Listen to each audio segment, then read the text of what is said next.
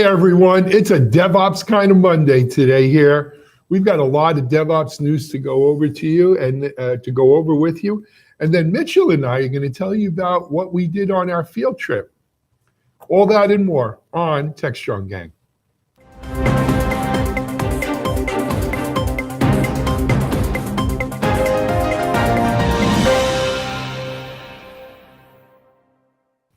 Hi, everyone. As I said, it's a DevOps kind of Monday here on Techstrong Gang. And when we're talking DevOps, we've got some great DevOps people to talk to you about it. Let me introduce you to who we have on the gang today. Back from our field trip out to Silicon Valley, Mitchell Ashley's joining us from home high atop the Rocky Mountains in Denver. Mitchell, good to have you back. Good to be here. Good to be back in Colorado. Absolutely. And then from Colorado, hopping nearby over to New Mexico, though it looks like a little different. Are you home in New Mexico or not? I'm not sure. Tracy. I am home. It's Tracy. I am home in New Mexico today. Good for you. Just moving around the rooms. Looks like, yeah, or it's a, who knows, in today's world of virtual Yeah, I don't backgrounds, have my Silicon Valley background on. I have my Santa Fe look on today. Okay, well, go Santa Fe. Go Santa Fe. Tracy, thanks for joining with us. I feel like I haven't seen you on here in a while. We were missing I know. you. I was missing you guys too. I was glad to see the invite come through. I'm so happy to be here. It's always fun. Always good stuff.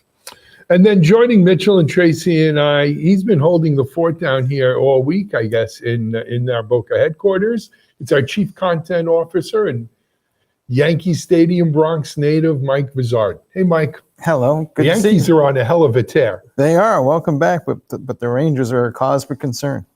Well, it's 3-2. Yeah, let's not get into hockey right now. That'll take me on a tangent that will go a long way. I'm still upset about the Rangers right now. Yeah, it's been, look, the Rangers are the Rangers. I don't know. I think Tracy can write the DevOps hockey manifesto. Is that what I probably could. I watch a lot of hockey. I'm going for Edmonton this year, though. I want to see a Canadian team go to the Stanley Cup. Yeah, I think it would be awesome. Interesting. Edmonton hasn't been relevant since Mark Messier and Wayne Gretzky were on. It would be amazing to see them back in the Stanley Cup. Yeah. But let's talk, Mike. We've got some DevOps news to go over today.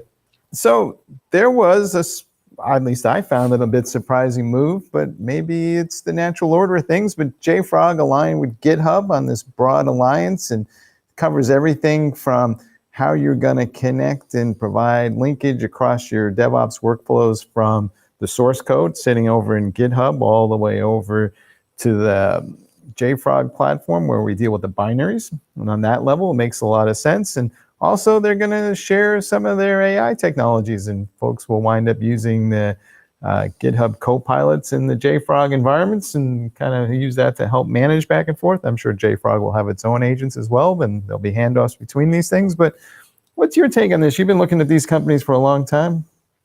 You want to know my real take on it? Nothing would, and JFrog's a public company and doing fairly well in the markets. They've made their numbers. Shlomi and the team there run a profitable business that's doing well. Would they like to be part of Microsoft, GitHub, or Azure? You betcha. And I don't have any inside knowledge of this or anything, but to me, this clearly aligns. I think we're seeing battle lines being drawn up, right? Where you have ecosystems and AI is yet one other place where they will come together.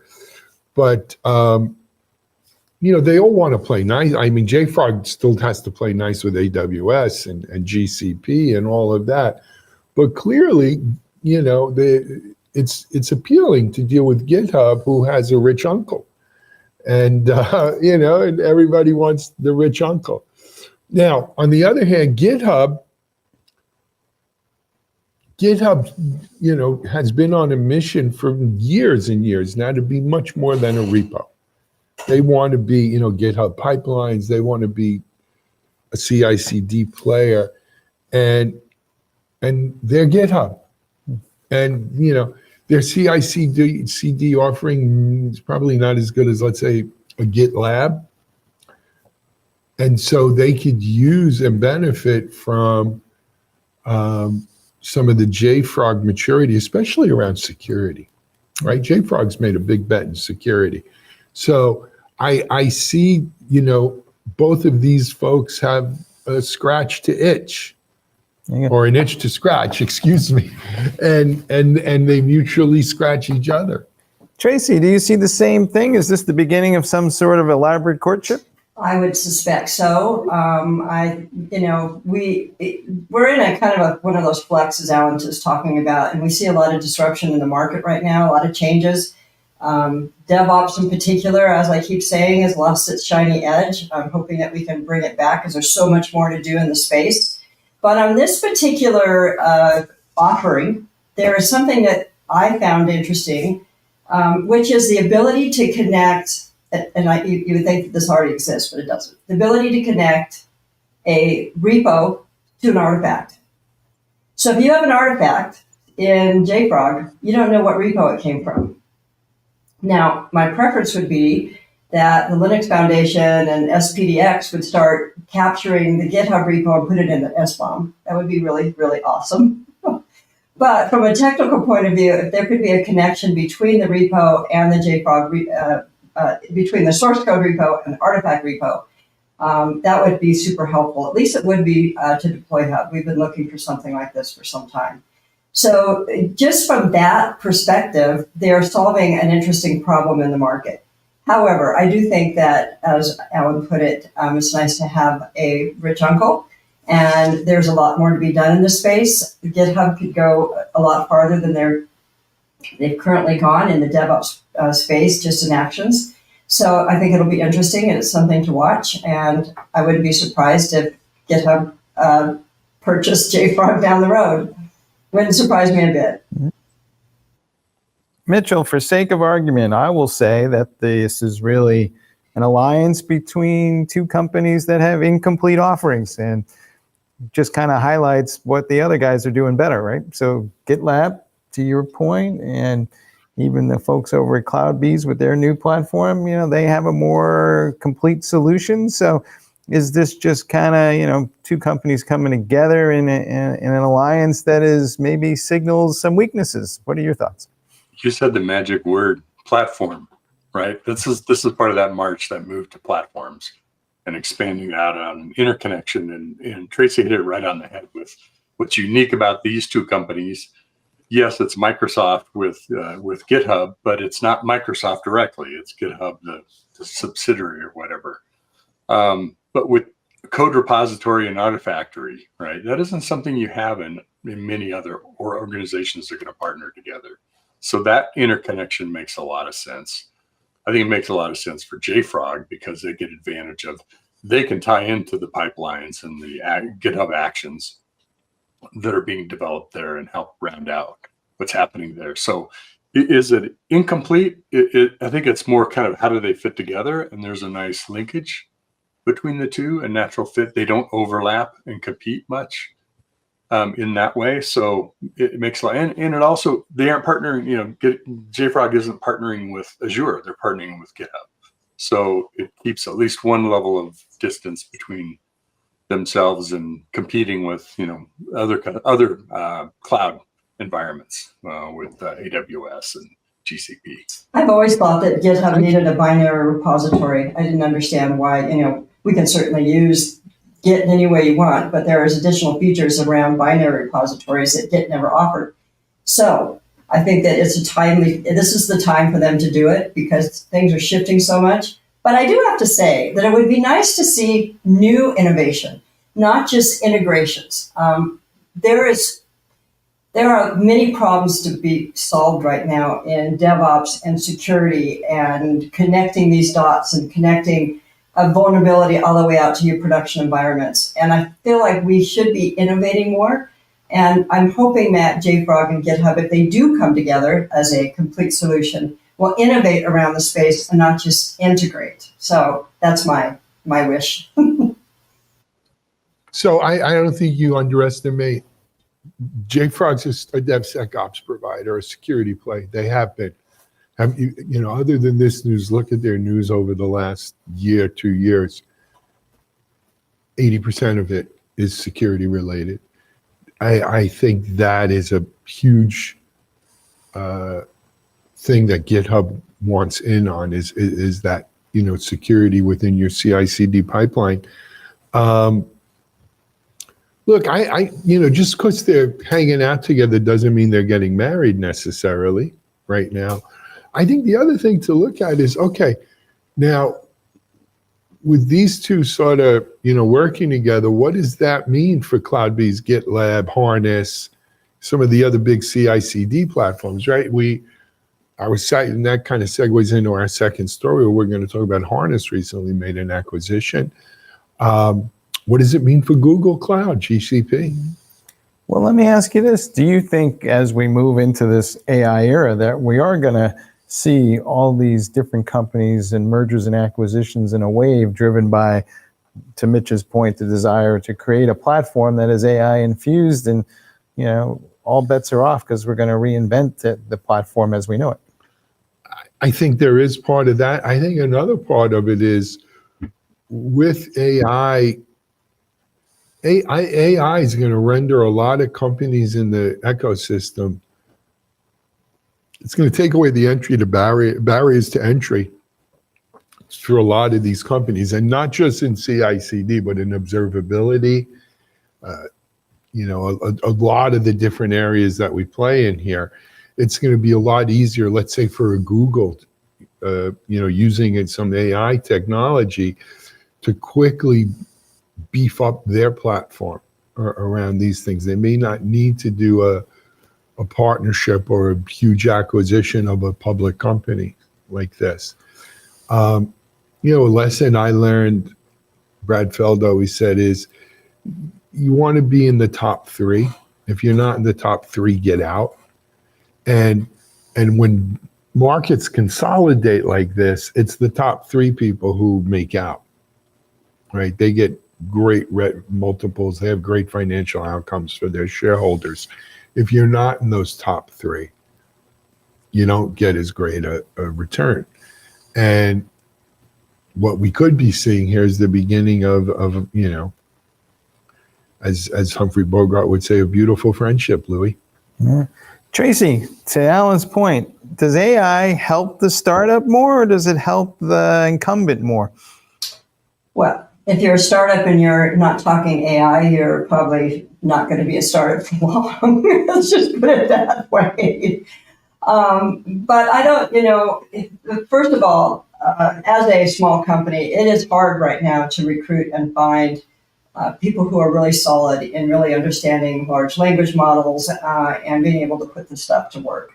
So there's going to be yet some time before startups that are not heavily funded that can bring on somebody at $250,000 for a developer that's in this space before they can really start leveraging the technology.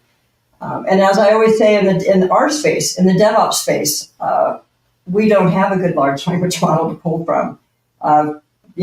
Copilot has data, but not about a lot of data about source code, but very little data about what's coming through the supply chain. How production environments are being impacted.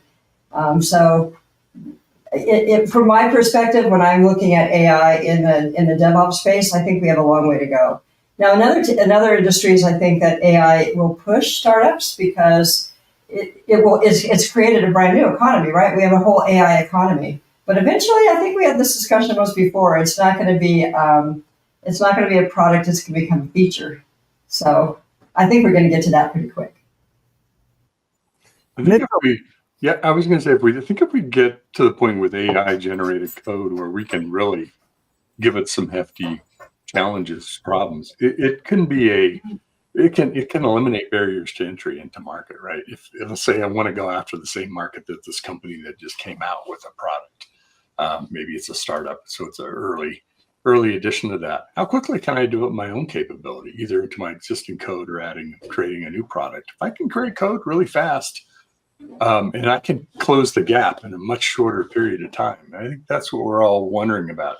when is AI going to be able to help us do that, and what's the impact when it does? We're close. We're close now. There's a lot you can do right now with what you have. We code a lot faster now than we used to. But that doesn't mean you still have to have somebody who understands the space and understands the problem set and can use the tools. It just helps you generate them. I think the key thing that a lot of people are overlooking with AI is not so much whether I'm going to write code faster, but I can reduce the time it takes to switch from one platform to the other. So the cost of switching is going to drop considerably as I re-engineer a language that's some proprietary thing into something more common or whatever it is. But Mitch, last question on this. When I put your CTO hat on for a minute, are you waking up in the morning with a sense of agita because you're kind of worried that the people and the companies you bet on to provide the platforms that you based all your decisions on might suddenly, be part of something else the next morning, and you don't know exactly where you feel or if there's any stability in the market right now? Welcome to my world for the past 30 years. Yes, that's just a fact of life. And especially when you find something really interesting, when I discovered Slack, like, oh, this is a great thing. Did I know it's going to get bought by Salesforce? And would I have been happy about that? Would I have selected it? I don't know, but it's just part of it. You could pick any number of tools that we use today, and they're going to be swooped up or replaced by something else down the road. And you may be, kind of strange bedfellows with a vendor you didn't really plan to be working with, and now you are. It's just a fact of life we deal with. Absolutely. Hey, we got to take a break. We're going to come back. We're going to talk about more deals going on. I kind of let the cat out of the bag. Harness made an acquisition. We're going to talk about that. But first, we're going to pay some bills here and do a quick break here on Techstrong Gang. We'll be back with Mitchell, Tracy, and Mike in just a minute. Cloud Native Now is the web's leading resource for the growing cloud native ecosystem. CloudNativeNow.com is your destination for news, thought leadership, features, and webinars on cloud-native architecture, Kubernetes, serverless, cloud-native application development, microservices, service mesh, cloud-native security, and more. Stay on the cutting edge of modern application development at Cloud Native Now. Hello and welcome back. And as previously indicated, we are talking about an acquisition Harness made of a company called Split Software. They provide feature management tools is one way of thinking about it. Of course, the idea of features has been around forever. We've been using it for A/B testing and those kinds of things within DevOps, but now people are using this stuff in production environments to provide different classes of user experiences, because now I can direct different capabilities to different users and charge them different price points. Seems like this whole space got a jump with the rise of digital transformation, but let's start with Tracy. What's your sense of this deal in particular, and where are we with the maturity of feature management? Well, first of all, I think that Harness, we used the term platform in our previous session, and I think that Harness is building a platform. Feature management was a hole in their offering, and they needed to fill it. And I'm super happy for the company, for Split Software, for getting acquired by them. It's a really great fit. I have not, to be honest, I have not played a lot with feature management. Some companies really embrace it, but I don't believe it's really gotten as much attention as it's worth, particularly in a SaaS environment. In the SaaS environment, there's a struggle with monetizing features, and feature management tools in a SaaS environment can be super, super useful. I don't necessarily know if in a traditional, where you're downloading software, how useful feature management is, but it does have an important place. I find it interesting that it's in the DevOps space as opposed to being in the kind of the ops and management of feature space where you're charging and you're tracking who's using what. And I think that's really where it's most useful. I know we've looked at it for Deploy Hub to say, we can turn features on and off depending on who's logged in, which would be super useful. It's kind of SaaSifying as an option for using features. It was started just for testing, right? We were using it to test features in production, but I think that it has a bigger story to it. And I think Harness made a good decision in I guess, increasing its features around its platform. It seems to me there's a lot of companies providing this kind of capability, but for lack of a better term, I mean, is features management a feature of a platform, or is it a standalone kind of company? Look, everything eventually becomes a feature, right? No pun intended here with feature management. That's just the way of the world that I've lived in for the 25, 30 years. I think, excuse me, you looked at this move by Harness. Remember, Harness is a Jody Bonsai company, right? Jody's the founder of AppDev, or not AppDev, App Dynamics, sold it to Cisco. Founded Harness, he's founded Traceable AI. He knows what he's doing. And what you got here is, I think, as Tracy mentioned, Harness is building a next-gen platform for CI/CD and software pipelines. They saw features management as a feature of that platform, and they made a build versus buy decision. And in today's market where, valuations are a little bit more reasonable, and remember, Harness isn't public, but they just raised some money, and they have their Jody has all this equity there based upon their last raise, but it's not a real market. It's not like a public company where I could say their stock's worth $40 a share. They could say their stock's worth whatever they want to say it's worth. The question is whether you believe them or not. $1 billion. I think they're probably raised it a couple billion. But then he could use that stock as currency. And I wouldn't be surprised if this was a deal that used a lot of stock as currency, and it was a build versus buy. They made a buy. They had equity to burn. And good for them. This is what smart CEOs and entrepreneurs do.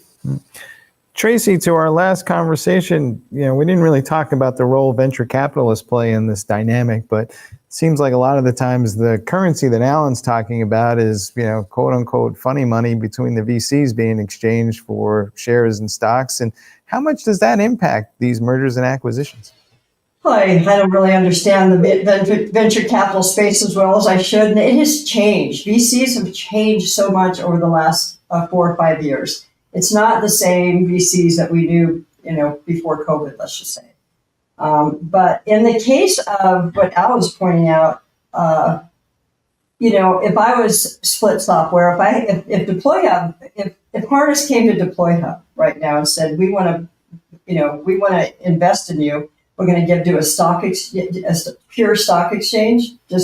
We'll trade stocks. We're going to take over yours. We're going to give you a bunch. I would think it would be an amazing deal because I believe in Harness, right? As Alan said, Jody really does know what he's doing. This was a smart buy for him.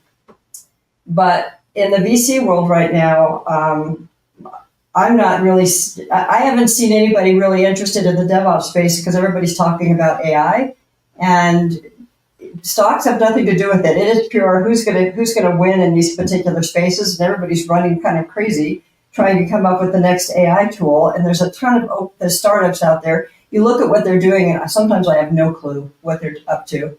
So I can't really answer that question, but I can tell you that talking to some VCs as of late, it's like if you don't have AI on your slide deck, they don't want to talk to you because that's all they're interested in. And some of the investments I've seen are a little odd.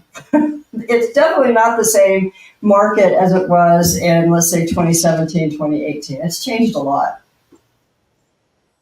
All right. In Harness dollars we trust. Yes, Hey, I would think Mitchell. so. From our perspective, that would be a good deal to become part of the Harness family and own some of their stocks. Features management, Mitch, has been around since, I think, the 70s. I think you've had some experience with it, or at least, been able to play with it from here to there.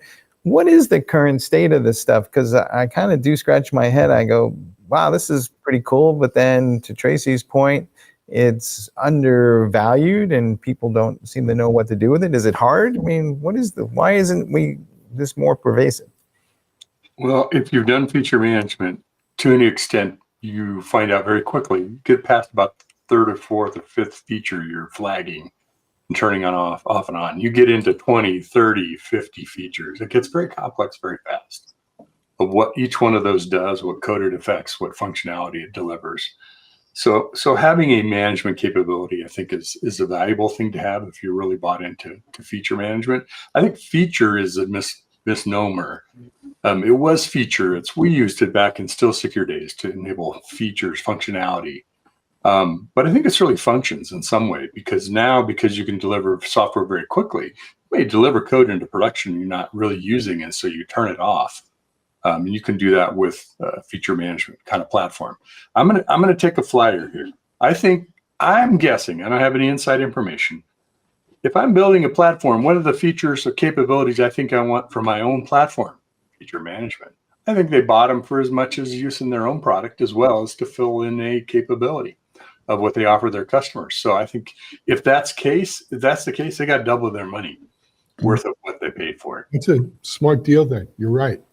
Last question. Do you think that AI is the missing component in features management? Because to Mitch's point, it's complex to manage all these things. So if I can reduce the complexity of managing it, maybe more people will use it. It's not missing no more.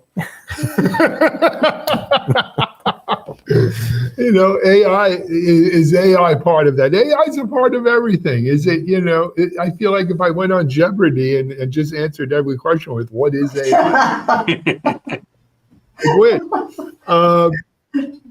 But clearly it'll help. Can you do it without AI? Yeah. Will AI make it easier? Perhaps. Yeah. Anyway, good luck. Congratulations to the people at Split. Congratulations to all of our friends at Harness. This again should be a beautiful friendship. Louis, right, for taking a line from Casablanca. We're going to take a break. We're going to come back and we're going to talk about what the heck is a Tech Field Day anyway.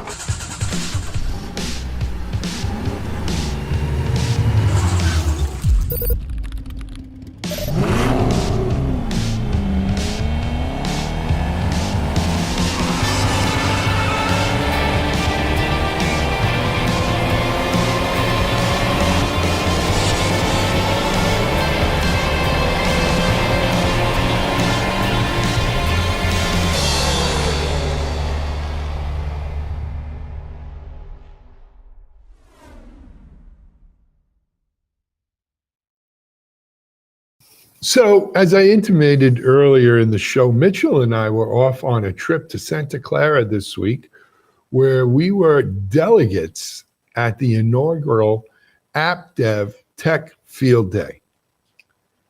We had a blast. We're both back in our respective home areas now, but what the heck is a Tech Field Day? Mitch, why don't you go first? It's an interesting concept. I think you and I both kind of went, why didn't we think of that? It's something that Stephen Boskett set up as part of the App Dev, part of that Tech Field Day team, which is part of Future M Group. Essentially what it is let's bring a group of diverse kind of experts in their respective areas and have a technology company present to them for about an hour and a half, walking through what they do, what the product is, the problems that they solve. But it's all live streamed. So it's kind of like a giant briefing with, hopefully people that will ask some pretty smart questions. Sometimes I'm not sure the questions I always ask are that smart, but we all try. And it's really about eliciting of what does this product do and how are we using it and what are you seeing in market? And then there's some kind of alone time, downtime where we're not on camera, where we can talk about some things more openly that they might share with us that they're not going to say on a streaming video. So it's a chance for us to get a deeper look at some of this and hear from kind of others in our peer groups, et cetera. But it's also a time to kind of really dialogue with the technology company. And we did 3 companies while we were out there. I'll let you talk about it, who they were, and we can get into a little bit of that. But I think, is that a pretty fair description, Alan? Absolutely. Let me add a little color commentary there. So Stephen Foskett is the founder of the Tech Field Day program. He's been doing it about 15 years. So he's been doing this a while. A lot of them are done out in Santa Clara, Silicon Valley, but he does them also around existing, piggybacking like an existing show and stuff. And he does them on a variety of different subjects within tech, right? This was the first app dev one, but he's done them on many. The premise is that each company, as Mitch said, gets this 90-minute window. What they do with it, I mean, they could perform circus tricks. It's up to them. And then the delegates sit around and they listen, they question, they comment, and anything is fair game. And there is an off-camera element where you get to speak, sort of off-camera, off the record, if you will, with the vendor.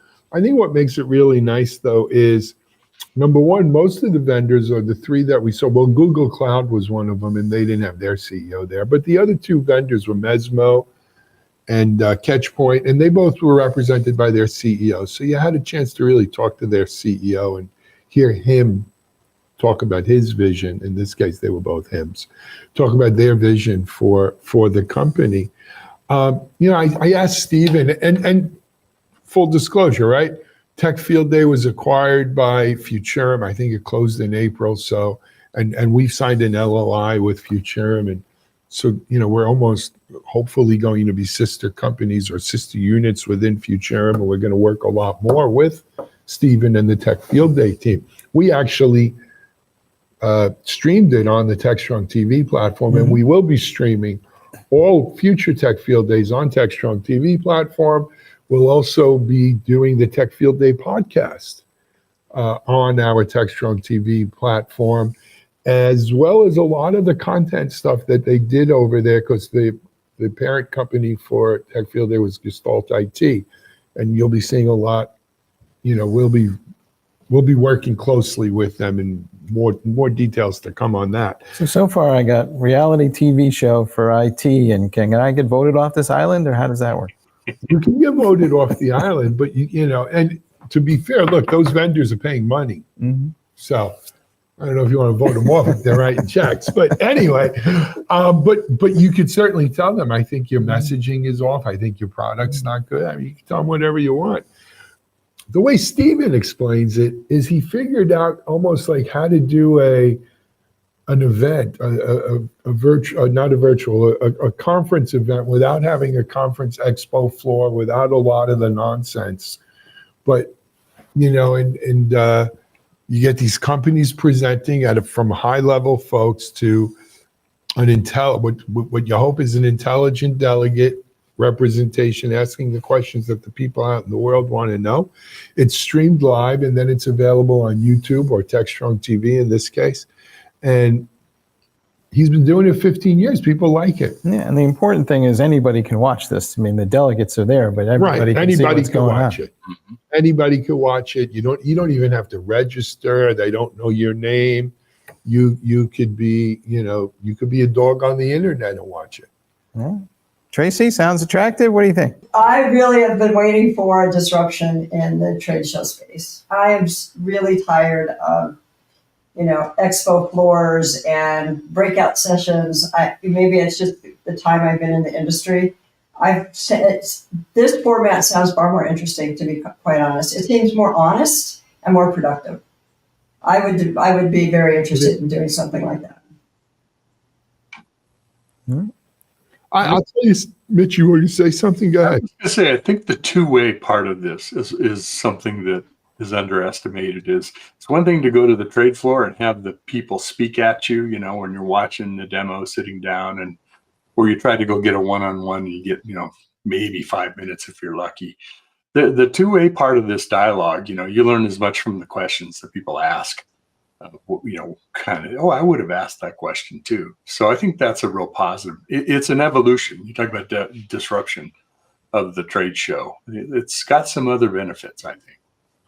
I tell you, one of the things I really like too is besides the on time with in this case, 3 different vendors over the 2 days, the downtime with the other delegates. We went out to dinner, we had lunch together, we hung out a bunch, met some really interesting people. they're a good mix of analysts and practitioners and authors and trainers and influencers, and they had people from a sales background, a marketing background, and engineering background, and there was a real camaraderie there that you develop over the time. I enjoyed it. I'm looking forward to doing. I think they're going to do another app dev one during KubeCon, Tracy. At Salt Lake City, we're going to try to do it. And and if you get a chance, as I said, it's on YouTube, it's on Techstrong TV. Go check it out. It was a lot of fun. I should mention too that of the 3 companies that presented, I wrote an article. It's on Cloud Native now, with a lot of help from our editors. On Google Cloud presented about, was it Google Cloud Run, right, Mitch? Yeah, Google Run. Google Run versus Google GKE, and then I also wrote an article. I think it's up on DevOps.com today, or maybe it went up yesterday already. Yesterday. On It was last week by the time you see this. right, last week was Catchpoint, and that was good. I really, we've known the Catchpoint people. I've interviewed Mehdi, their CEO, before, but I really, truly understand where they are and where they're going. And then Mitch, you had the one on Mesmo, right? Yes, it's going to be up, I think, on Monday, so it'll go up. So it's probably up there as people watch this. I'm not sure, to Tracy's point, that this is going to replace the trade show, though, because, well, there's no attractive person scanning your badge and handing you, Right, that's why swag. we go to all. No, there was swag. Swag. There was swag. The vendors left swag at our table for the delegates and stuff. I brought my wife home a nice, a little cup that she could fill with a beverage of choice on the boat. So it was all good. And actually, the delegates do like a grab bag. What do they call it? A Yankee gift? Yankee Gift Exchange, yeah. Yeah, that was pretty cool. But I there want to was, say, Alan, too, if there are any companies that are interested in participating in this, we'll have the videos up first part of next week so you can get an idea of the format.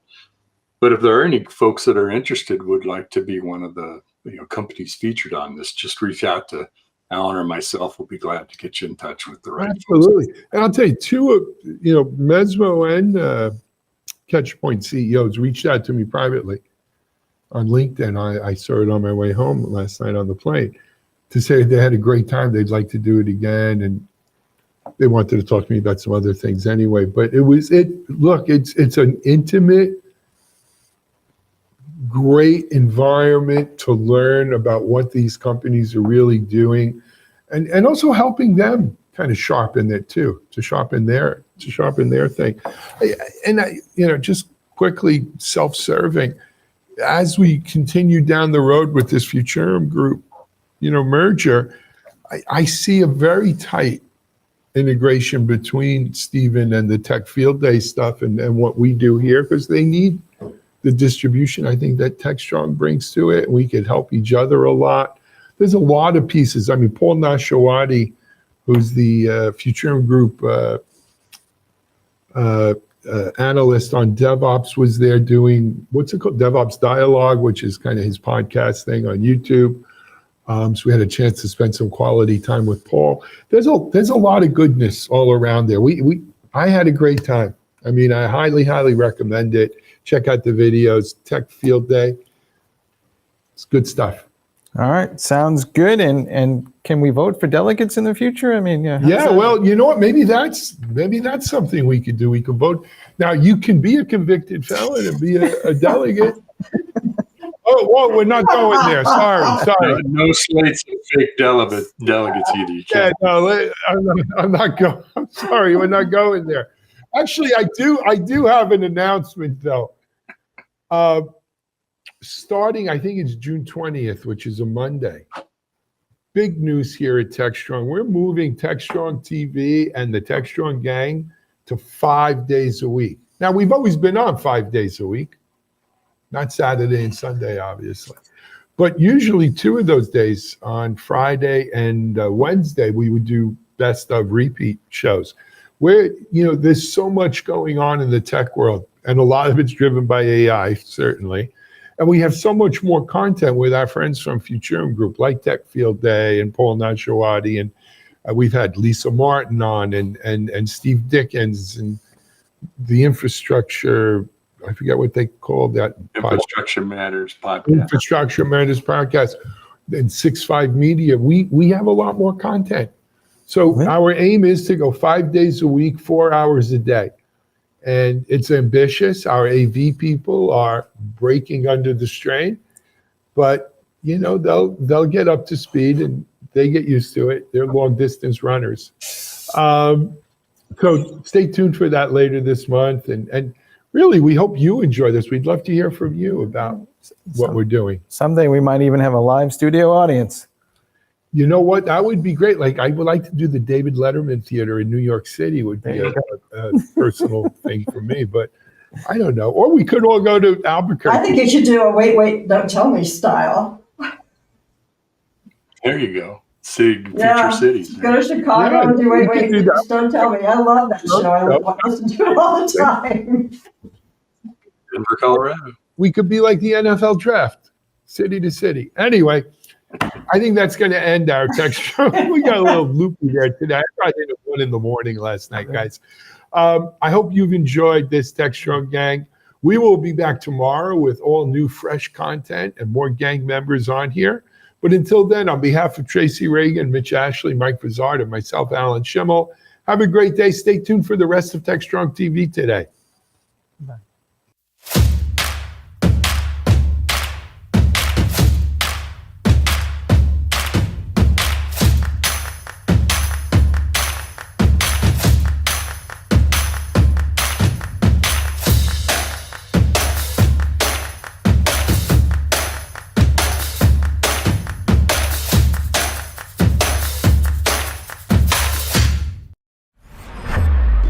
This is Techstrong TV.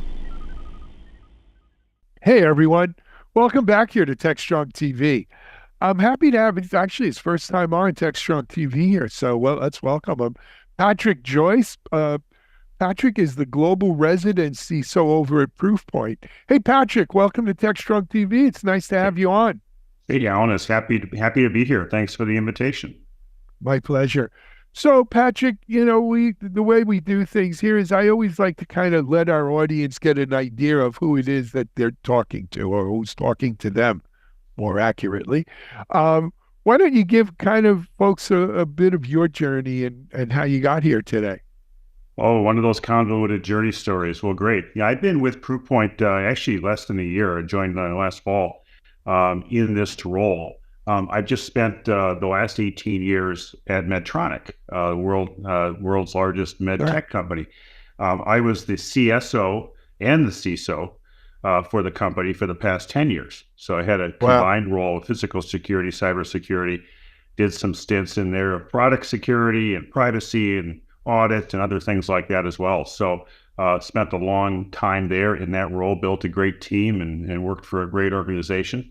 Happy now, though, to be with Proofpoint as the global resident CISO. And what that really means is I describe it as I'm Switzerland. I live between the customer CISOs and provide advisory services and support and assistance and mentoring in some cases to them and listen to what their needs are. And then I help translate that back to our product and marketing and communications teams so they understand what a CISO needs. So I bring perspective to Proofpoint from the field of being a CISO and having lived in that role. So it's really a fun role. I get to do interesting stuff every day. Sounds good. You know what? I always tell people, if you got to get up to work every day, you got the wrong job, right? You got to kind of be excited and love what you're doing. Exactly. Patrick, Proofpoint's been around a bit. I mean, I've been in cyber for a long time in the industry here as an entrepreneur and now media person the last 10 years. But not everyone out here knows Proofpoint. I mean, there's so many security companies. Who can blame them?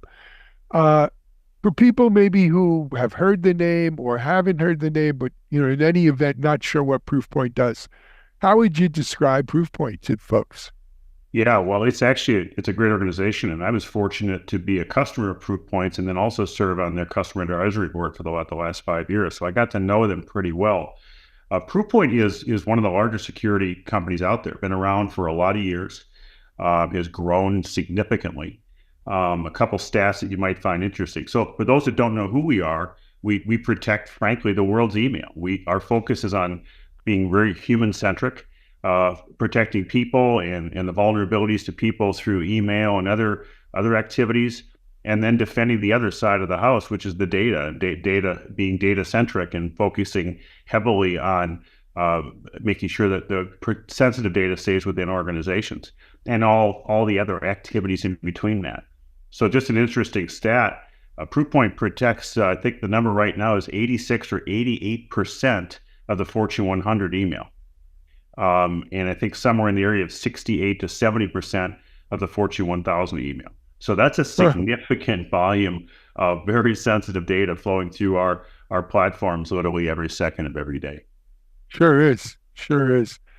I mean, look, an email, it's funny, they've been predicting the demise of email forever, and it's still the best communication. You know, I use Slack, I use other, WhatsApps and WhatsApp views, and messaging, but I'm still an email person, as I think many folks are. Yeah, we're showing our age a little bit, Alan, in that regard. And sure, you're right. There's a lot of other platforms out there, but those other platforms have vulnerabilities too, right? So trying to find the right method by which to communicate in the right context and sequence. I use things like Teams. I use things, obviously, email. I use other types of messaging. But when you think about it, different messaging platforms serve different needs. So yeah, email is going to always be there. Absolutely. All right. And just before we jump into our topic of discussion, is it proofpoint.com is the URL? It is. All right. So if people want to go find out more about Proofpoint, there you go. All right. Topic of discussion is Proofpoint's 2024 Voice of the CISO report. And if it's the 2024 report, I imagine this has been an ongoing annual type of report. I guess we should start there, Patrick. How many years has Proofpoint been doing this, if you know? Well, I'm going to have to think for a second, but I know all the way back at least to 2022, if not 2021. I think is when it started. So it's a good couple of years. It's been a good few years, all during the pandemic as well. The numbers have grown significantly, though, in terms of the survey. I mean, this year we surveyed 1,600 CISOs across 16 countries. So we really got a good spread of perspectives and beliefs around what CISOs are really dealing with every day. Excellent. So, when we deal with reports and surveys and so forth like this, I always like to ask, what are the three key takeaways here? Yeah, it's pretty interesting when you look at, and it's kind of fun to go back to and do some comparisons of year over year of how perception and beliefs and concerns are changing. I'd say the number one is still that human error still tops the vulnerabilities and threats that most CISOs are concerned about. And they're turning to things like AI. I'm sorry to use that buzzword, but they're turning to things. Well, no, look, you went a good 7-8 minutes without using it. Well, okay. Today's world, that's pretty damn good. But they're turning to technology to help protect the human, right? It makes perfect sense because the technology, if deployed the right way, can keep people from making mistakes. So human error is still the big one, whether it be phishing, whether it be clicking on the wrong thing, whether it be downloading data that they shouldn't be downloading or moving it or sending an email by mistake that sends a lot of sensitive information out there. AI can help solve a lot of that. Gen AI is a big concern, I think, for most organizations, trying to balance that double-edged sword of the positive strengths that you can get from generative, as well as how do you control the genie once the genie's out of the bottle, so to speak, right? And being able to manage that from a risk standpoint. Data loss is probably the third largest issue, and data loss comes in lots of different forms, right? I mean, data doesn't walk away on its own. It's usually purposely sent or erroneously sent. Employee turnover is a big part of that, and the CISOs have again looked at AI as a way to try to protect that from a DLP perspective. And And then there's always the board relationships. There's always the concern about liability right now. That's a big one for just the pressures on CISOs. There's so many angles coming at them in their role. It's hard to imagine another C-level officer with the number of pressures that are coming at them, other than maybe being a CEO yourself. Yeah, I agree with you. Look, before doing this interview, I was taping our Techstrong Gang segment, and we spoke about, AI and cybersecurity, for instance. And here's the good news. The good news is help's on the way. It seems like every vendor, from large vendors like Palo Alto and IBM and Cisco and so forth, to startups, are harnessing AI to try to force multiply, if you will, our protection profiles and so forth. On the other hand, right. On the other hand, the bad guys ain't stupid, and they don't sit around waiting for their board of directors budgets to come through, and so forth, right? And they just do, and they're using this maybe faster, better, quicker than our security vendors are. Yeah, we talked a lot about that at RSA just a few weeks ago, right? Sure. I mean, it's not going away. It's going to do nothing but increase. But the reality is Proofpoint's been using machine learning, and generative AI, but machine learning and AI for years. It's been the core of our business, and you have to use machine learning to protect the algorithms, to protect the email, and hence why we're able to protect the large volumes and percentages that we do. But yeah, it's a big concern. And kind of back to the CISO report, when you look at it, there's a lot of things they have to be concerned about, and it's all simultaneous, right? It is the bad guys and what actions they're taking. It is you mentioned, either reduced budgets or maybe frozen headcounts. If you look at the resources that they're under, it's not like the CISOs, and we learned this in the report this year, are feeling that they're getting more resources or more help. In reality, they're having to kind of trade in and trade out what they're doing to try to protect the environment that's constantly changing. Mm-hmm. I will say that's kind of across the board in IT, right? We want 25% more with 25% less. Yeah, true. And that's a hard equation. The math doesn't always work like that. No. And I think we're running into that. But look, let me play devil's advocate for a little bit. When did you ever see a report where CISOs didn't feel at risk? When CISOs didn't say, "Oh, I've got enough budget. I've got too many security tools." They may say I have too many security vendors, and we're certainly seeing that, right? Right. But this, and take it. I've been in the security industry a long time, so I don't mean to be throwing rocks, but aren't CISOs kind of the boys who cried wolf, maybe?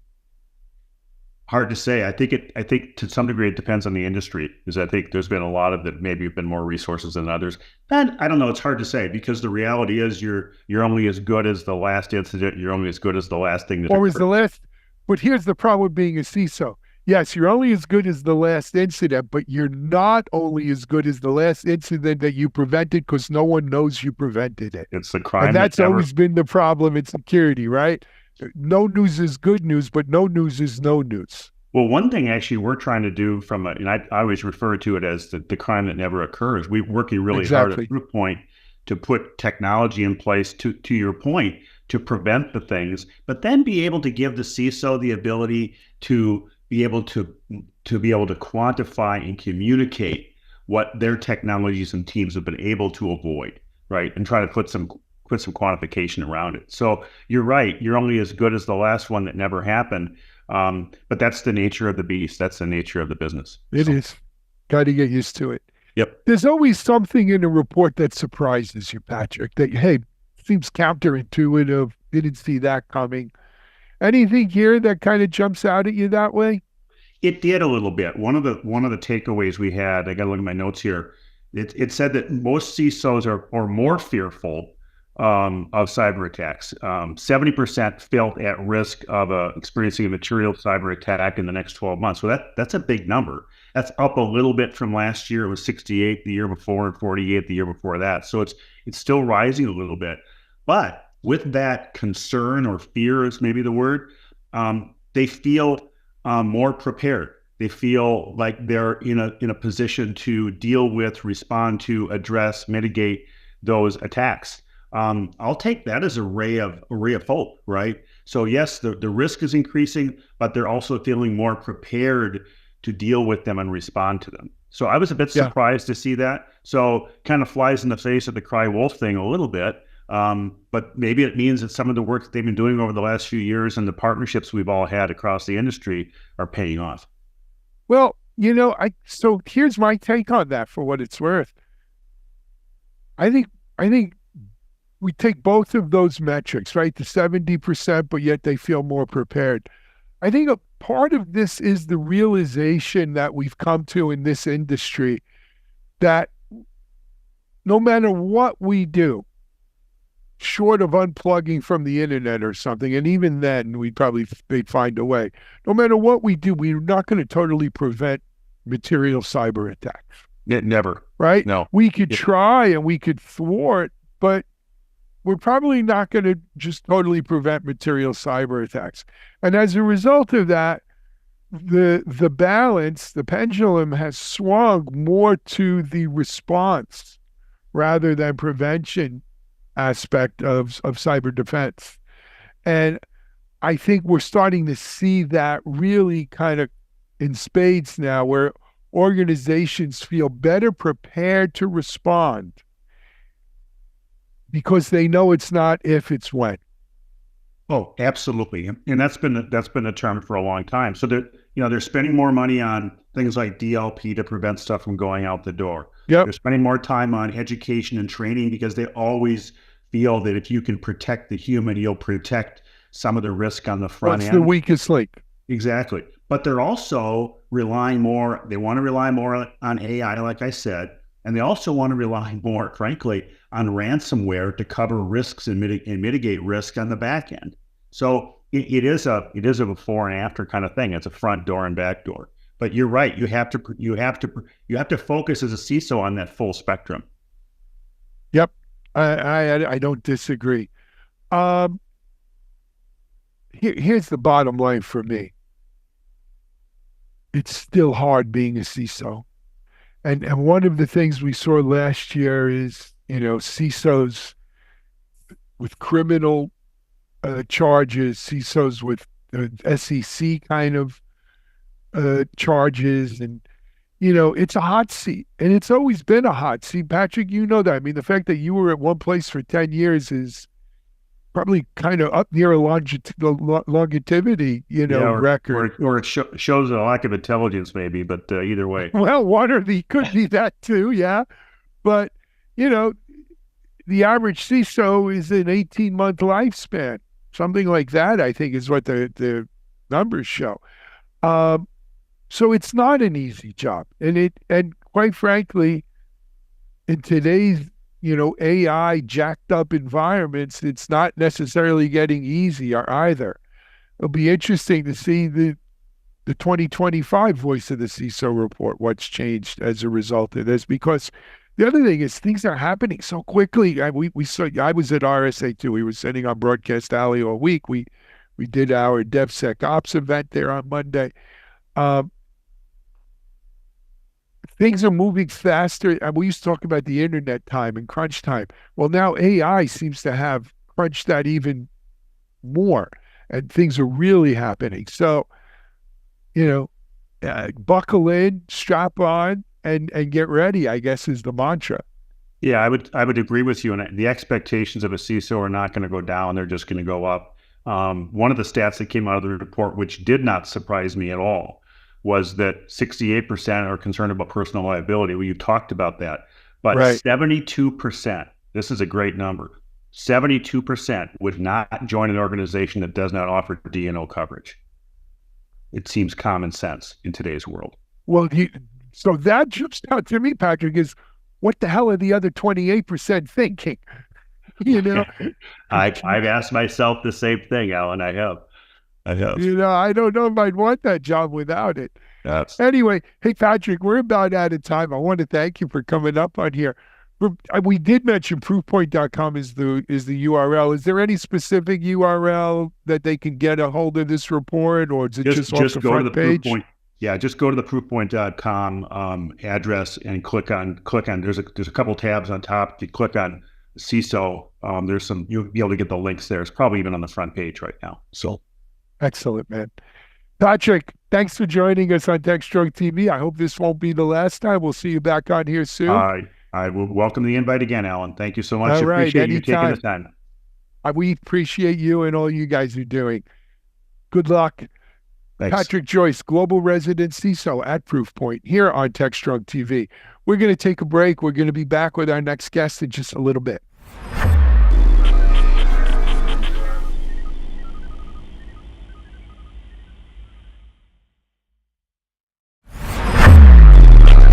This is Techstrong TV. Hey everybody, welcome. Mitch Ashley here with Techstrong Research at the Open Source Summit. As I've mentioned, we have such a variety of topics and folks that are involved in open source. That's one of the real great things about this kind of a conference. It isn't just down one avenue of open source. And I'm joined today by a real special guest, Hakeem Hassif. Yes, welcome. With the Technology Innovation Institute. Correct. Good to talk with you. From Abu Dhabi. Tell us about the Institute first, a little bit about it, folks may not know about that, and then we'll get into your area of specialty. Absolutely. So I'm coming from the Technology Innovation Institute, that is the research arm of the ATRC, the Abu Dhabi Advanced Technology Research Council. So under ATRC, we are actually three entities. So we have Aspire, that is the business development and the program management of ATRC. Then we have the TII, that is the research arm of ATRC. And then we have Venture One, it is more into the commercialization and the business side for ATS. Interesting. So you're kind of at the front end of the research going into maybe things that are Absolutely. So the research is done on our side, and then when it's mature enough, it goes to Venture One that does the commercialization and the business side around it. Under TII, we have 10 research institutes and we have a variety of technological areas. So we have, for example, the robotics, we have crypto, we have biotech, we have space, and then we have the AI, just to list. This AI. There, you get to the AI, which is my what's your title, what's your responsibilities there? So I'm the executive director and the acting chief researcher currently. So I'm leading the efforts around generative AI and specifically on building or improving the Falcon model that is coming from TII. Fascinating. I've got a lot of questions for you. A lot of things I'd like to learn from you. Sure. And thank you for doing research in this area. A lot of folks are grappling with not really understanding LLMs. Do I need to develop my own? How does that fit into my own software development cycle? Sure. Should I just rely? Should I look at the very large LLMs, or maybe should look at small or domain specific? How do you kind of break down that area of generative AI so that people can understand this is the right path to go down under different situations? Yeah, so you have different perspectives, of course, when it comes to the LLM, but there is one thing that is important to keep in mind. Building an LLM is not a cheap operation, so it costs a lot. So starting like with the thoughts to build my own LLM as a developer, for example, may not be reasonable. So to build those LLMs, you need to have millions of dollars, because in terms of compute, it's extremely Not deep. for the faint of heart. Absolutely. So it needs, or the underfunded. absolutely. So usually, so for big entities who want their own LLMs, that's doable. So the data is there. Most of the data is public. They can build their own LLM.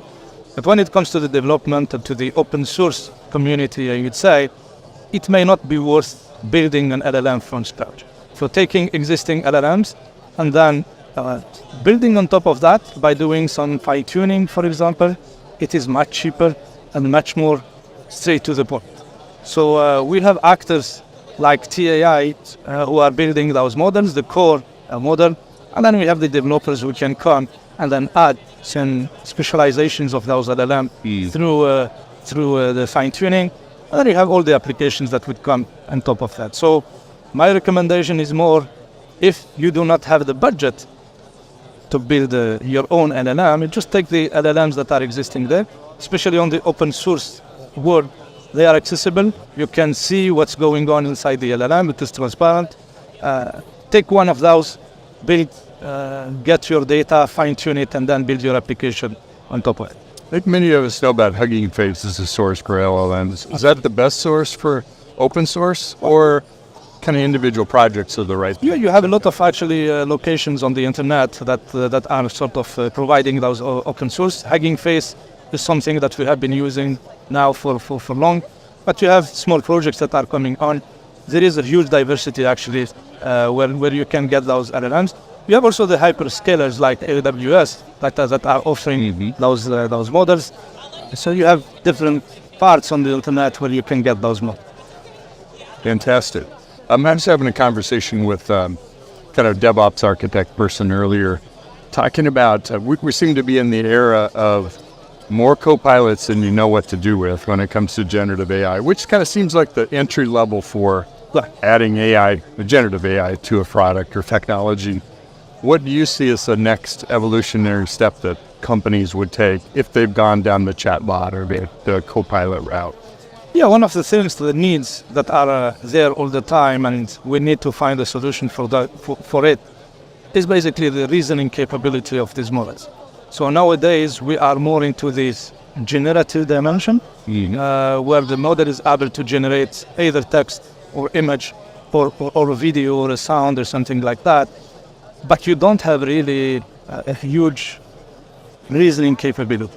So down the road, this is absolutely critical for all the applications that we are building.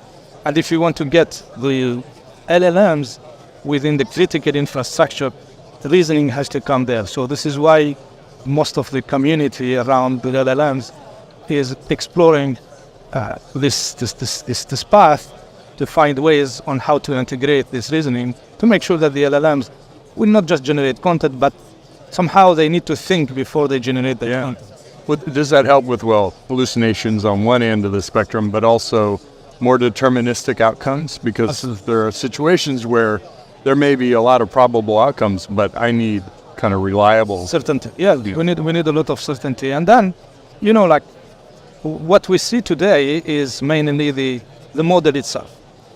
But we believe that the model itself is not the only ingredient to solve all the problems that we are facing today. So we need to build an ecosystem around those models that will help actually understanding better, for example, the prompt of the user, right? So the model itself alone may have some understanding, but you need to build around that some small applications, small systems that will be actually helping into decomposing the prompt to build a sort of a better understanding of that. What is that part of I don't know if you consider it training, but is that part of engineering what kind of prompts to expect and how to respond to them? So, how to interact with it either interactively or through an API. So you can do that, but you have also another part that is basically, you have some parts of the prompts that could be understood better by an external system, right? So using, for example, knowledge graphs. So you can reason on the prompt before even you send it to the LLM, to rewrite it and do this kind of stuff.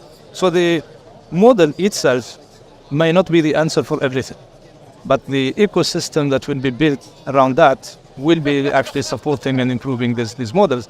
And I will not be surprised, to be honest, of these proprietary models, because we do this comparison, sort of a straightforward comparison in terms of quality, saying, the closed models are much more interesting in terms of quality, but as a matter of fact, we don't know what is hiding behind those closed models, right? So, and my intuition says that, you don't have only the model that is behind that. So you may have an ecosystem that is composed of the model plus different small applications, small subsystems that support actually the LLM to reach that quality that our closed source models are reaching today. Interesting.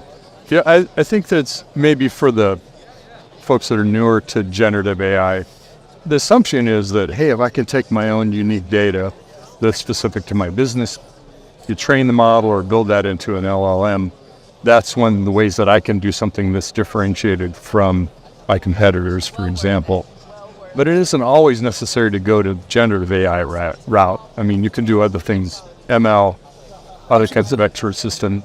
Very good question, actually. So most of the people, I think they have extremely high expectations from generative AI. They see it as a solution for everything. I do not necessarily agree on that, because you have problems today that you can still solve with traditional machine learning, right? So I think everybody is going this way because there is also high expectations from it, and there is also, I guess, some wrong marketing that is done around. Very high visibility, right? Absolutely. Yes. I used to call that the airline magazine phenomena. Like, my boss read this in the magazine on the airplane, so we must need to do it. Absolutely. So everybody wants to integrate that.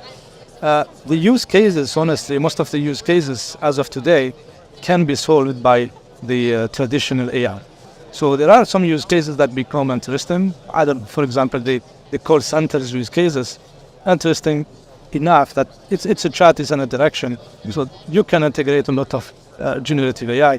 You can have things in parts of the healthcare system, the legal system. So you can have many things that you cannot solve with the traditional one.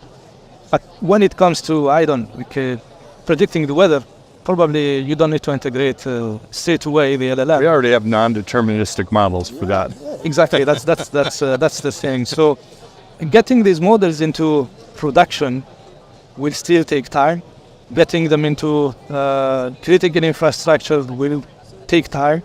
It will happen, but it still needs some time in terms of research.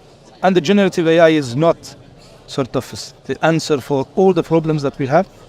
It will come at some point where it will solve some problems, some critical problems. Probably we don't need to deploy a monster like an LLM just to solve a simple predictive task at the end of it. So don't rush down the generative AI path just because it's the new shining thing. Absolutely. There are a lot of totally agree. Yeah. Talk a little bit about, I'm really interested in, we're trying to increase velocity of how we deliver software, improve the security of it, be able to respond to both business needs as well as security, whatever it might be. How does introducing AI into that workflow work? Because AI depends on data, but in its own unique way, as opposed to a traditional database or data resource we might access. What are the unique characteristics of AI, whether you're doing AI, ML, or generative AI, as you're thinking about delivering it with other software, either at the same time or at its own interval? I think one of the domains that we'll see a sort of a big impact when it comes to generative AI is the software industry. So, but I don't see it as replacing completely the way we are doing today, the software like productization and these kind of things. The LLM is actually learning from data that is out there, generated by someone. This someone is the human. It was human written. Absolutely. So in terms of efficiency, things would be much better. I think AI would be helping out there. But when it comes to security, for example, there is a need to have humans who will be involved in the. So we will be delivering much faster, better quality stuff. But when it comes to critical situations like the security, especially the security part, I think we still need to keep the human in the loop just to make sure the machine is doing the right thing. Yeah, I wouldn't go to auto co-pilot quite yet. Not yet. Let me ask you kind of a theoretical question. Do we create a feedback loop that's kind of non-productive if at some point we have so much generated software available to train models against that we're actually, the LLMs are using not human-created software, but AI-generated software. Now we have AI generating more AI-generated software on top of it. Does that create a kind of bad feedback loop? Well, if we rely on the studies that have been done so far, one of the studies that our colleagues have done in the research center where we are, this generated data is not actually adding a lot of value. So this is why it already exists out there. Right? Absolutely, and then you have a sort of a phenomena where actually a system is generating things, and then it generates feedbacks and things that it has generated. So everything becomes artificial, and then you need to measure actually how close that artificial thing to the reality, right? So if we keep like the system generating data and then evaluating through feedback that data, probably it will completely lose its value, that feedback loop, right? Again, this is why we need the human to be in the loop. Right. At some point, AI is good, but having it fully sort of independent may not create value, actually, at the end of the day. I think of it as kind of the two mirrors on opposite walls that you see kind of the infinite into the... Absolutely. Okay. So At some point, you feel that you are doing things, but you are not adding value at the end of the day, actually. And then you may even like theoretically like reach to a point where you are changing completely what you have learned in the model, because it starts learning on things that are superficial at the end of it. What's your thoughts on general intelligence? You know, AI reaching that point. You hear, oh, the next version of ChatGPT or whatever. We're this far away from that happening. What's your view on it? I think there is an interesting progress that is going on, but honestly, I'm not confident that we are close to this general. Right? So we still, I think the AI is still at its infancy. We do not really understand completely what's going just inside the neural network. We don't know how it works, right? So you have few papers that came out like a few days back. We have spent time building huge models with billions and billions of parameters, right? So the papers and this research work has demonstrated that with 50% less parameters, you do exactly the same you reach exactly the same quality that you reach with 100% of the parameters. So we still do not understand much things inside. And again, the fact that these models are able only to generate, not really to reason on things yet, makes us a little bit far from having an AI that is, I would say, that is taking over the world. Right? So we are not there yet. Maybe 5-10 years down the road, we reach to that point. And maybe the path is not necessarily the LLMs. Maybe it's something else. Could be something else. You know, Netflix has introduced the idea of the three-body problem to people of three objects in space influencing each other, that you can't create mathematics to predict what will happen with those things. Is that do we face that problem with AI, that we may never really ever be able to understand how it's determined what the outcome is? I think there is progress. There is a hope that at some point we will reach that understanding. But for that, we need a sort of an interdisciplinary approach. So we need to have people from different perspectives working together to analyze and understand the limitations, and then eventually the frontiers of the problems in which we are. So probably it will take time. It's not an easy problem, but there are a lot of people working on that around the world, and things are going extremely fast. If you see if you look at the statistics, the level of adoption of this AI and the interest, the number of papers we see coming out every week is extremely huge. So this maybe gives a positive hope. I would say that we will progress quickly on these kind of problems, and we will build quickly a better understanding. Maybe not the full understanding, but a better understanding pretty fast. And that good. What problem is capturing your attention right now? What are you thinking, working on? Well, we have the reasoning. We look at this pretty closely. We explore it in different ways, from different perspectives, and then we have the safety and the bias of these models. Big topic. Yeah, we have. Both of them are. Yeah, exactly. Like the previous generations of these models, we have been focusing on building the model, like demonstrating to the world that we can build the model. And I think all the folks who are working in the area of the LLMs were trying to demonstrate the same thing. We can do it. So now we have done it, but we never thought about the safety, right? So just because the Wright brothers could fly doesn't mean we're all going to jump on board. Absolutely, and go someplace. Quite yet. Exactly, not yet. Yeah, absolutely. So I think it's an important problem, and it's time to look at this safety issue, because we are reaching a point where the quality is increasing, quality of these models is increasing, and there are some use cases where we can integrate this technology. So, and the integration comes with safety. If there is no safety, there is no integration anyway. So it's important to look into this. You have the bias. So the bias, it comes mainly from the data, in my opinion. And the data that we are using today is mainly coming from sort of one location of the world. So maybe it's interesting to look into how to get some cultural sort of minority also considered in this kind of model and have their word to say somehow in this.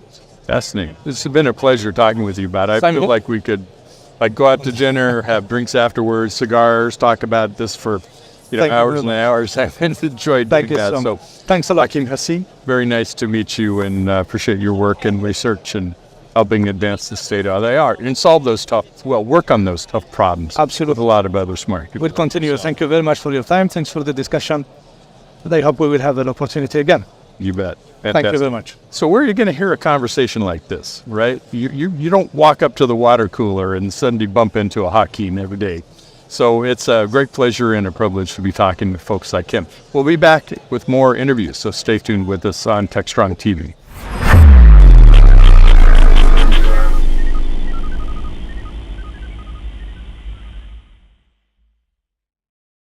DevOps.com is the #1 online destination for DevOps education and community building. DevOps.com covers all aspects of DevOps, including DevOps best practices and tools, DevOps culture, DevSecOps, business impact, continuous testing, continuous delivery, and more. DevOps.com has the largest collection of original DevOps content, featuring breaking news, blog posts, podcasts, and more. Visit www.devops.com to learn more. DevOps.com, where the world meets DevOps.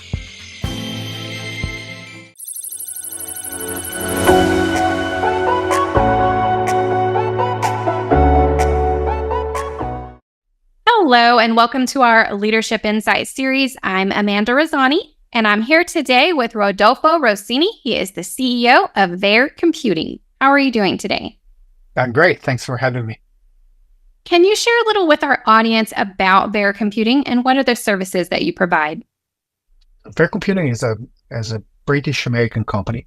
We're based in London, Cambridge, Seattle, and Sunnyvale. And we founded in 2021. And we're working on what comes after the end of Moore's Law. Moore's Law is one of those things that gets talked about and a lot. Moore's Law, in theory, is something that which is basically the idea that you can shrink transistors, and that allows to make faster chips and faster computers. I can say the common wisdom was that Moore's Law was going to be over in the late 2030s. But recently, there's been an analysis of the problem, and turns out actually Moore's Law will probably be over in 2028, 2029, give or take, right?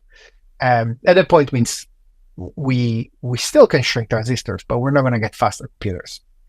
So at that point, classical computers, as we know it, will cease to deliver performance. And so there's going to be a Cambrian explosions of alternative architectures, right? Some of which you've heard, like photonics and quantum, analog, and so forth. There's going to be like really dozens of them, right? And I'm working on one of them. And of course, while everyone will say exactly the same thing, in this industry, we think that the one we're working on is the one that actually will scale for decades to come, and it will become sort of the physical and logical successor of Moore's Law and deliver computing for 50 years. So this is sort of what we're working on. And obviously, when it comes to in terms of workload, we're focusing on AI computation because we think that right now AI is the minority of compute, right? You have like classical things like databases and everything, right? That will not go away, but we're going to have this enormous amount of compute coming online, and sort of like we are preparing our chips for that world.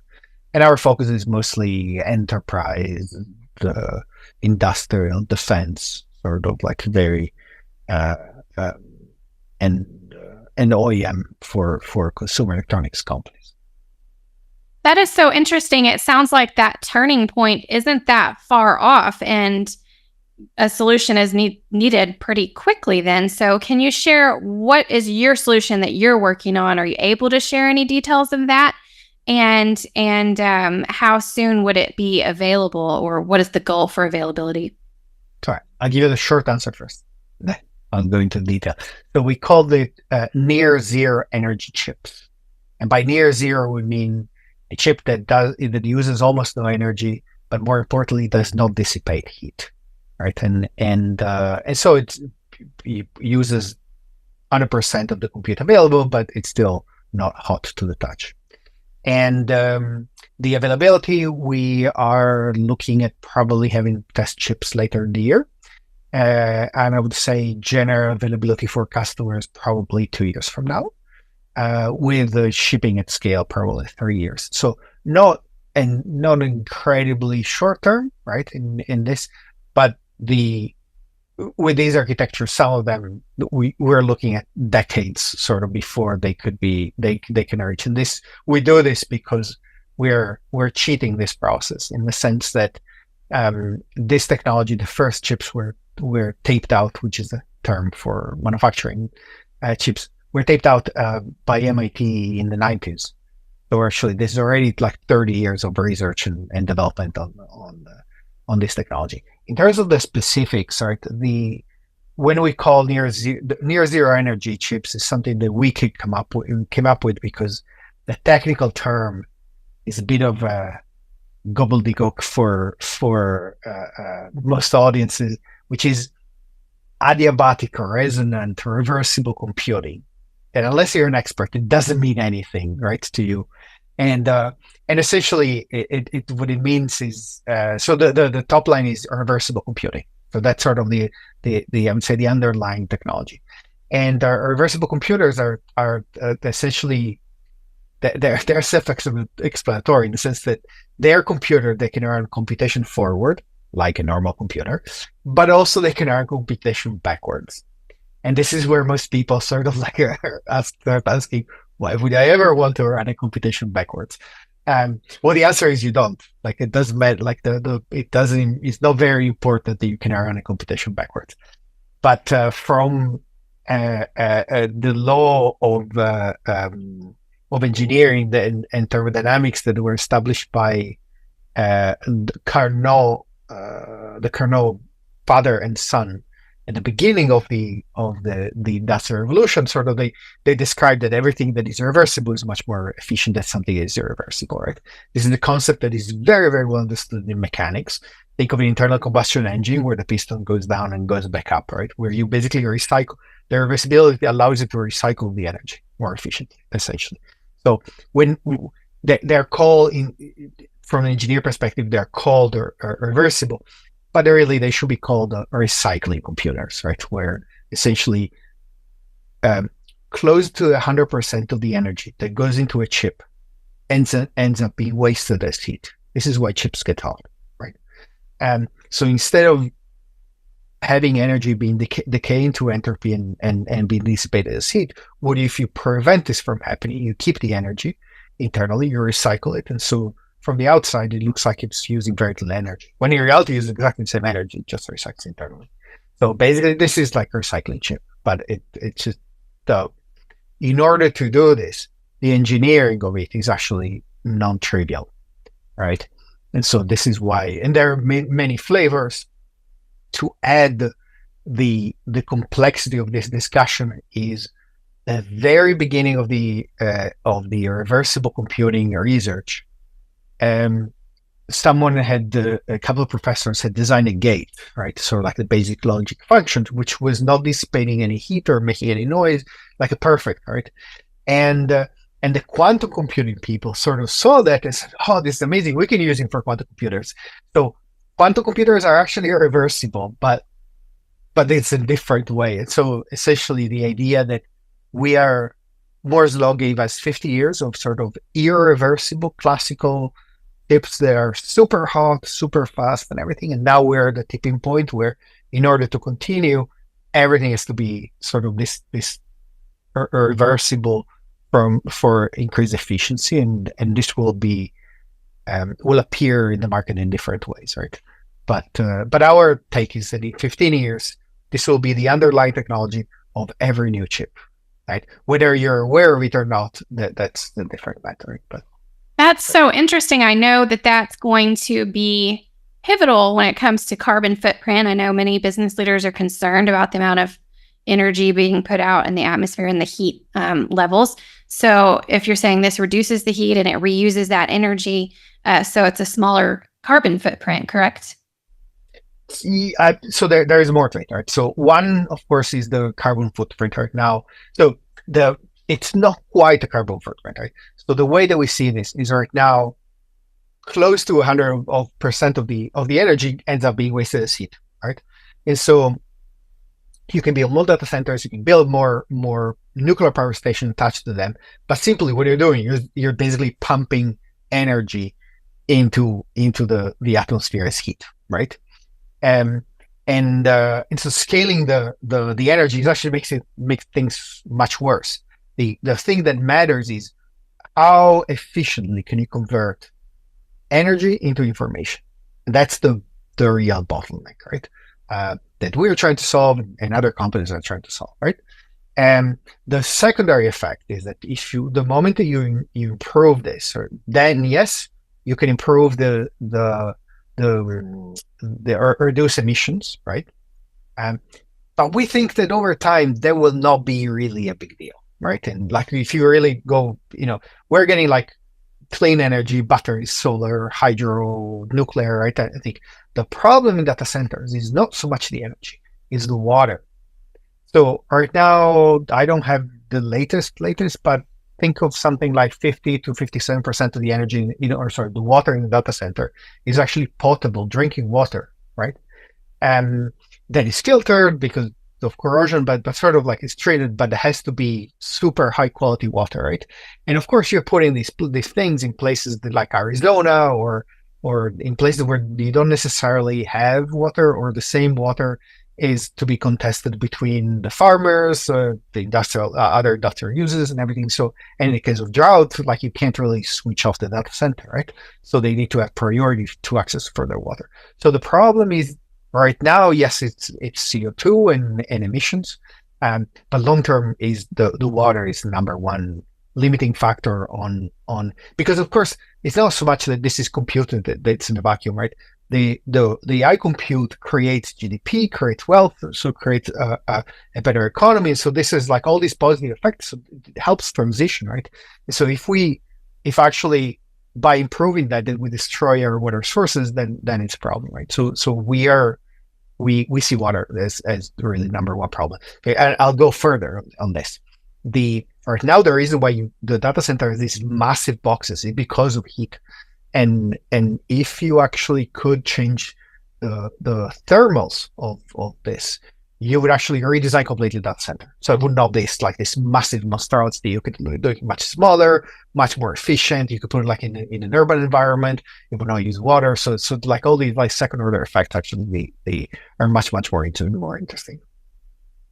Okay, so I have two more questions just from what you've shared so far.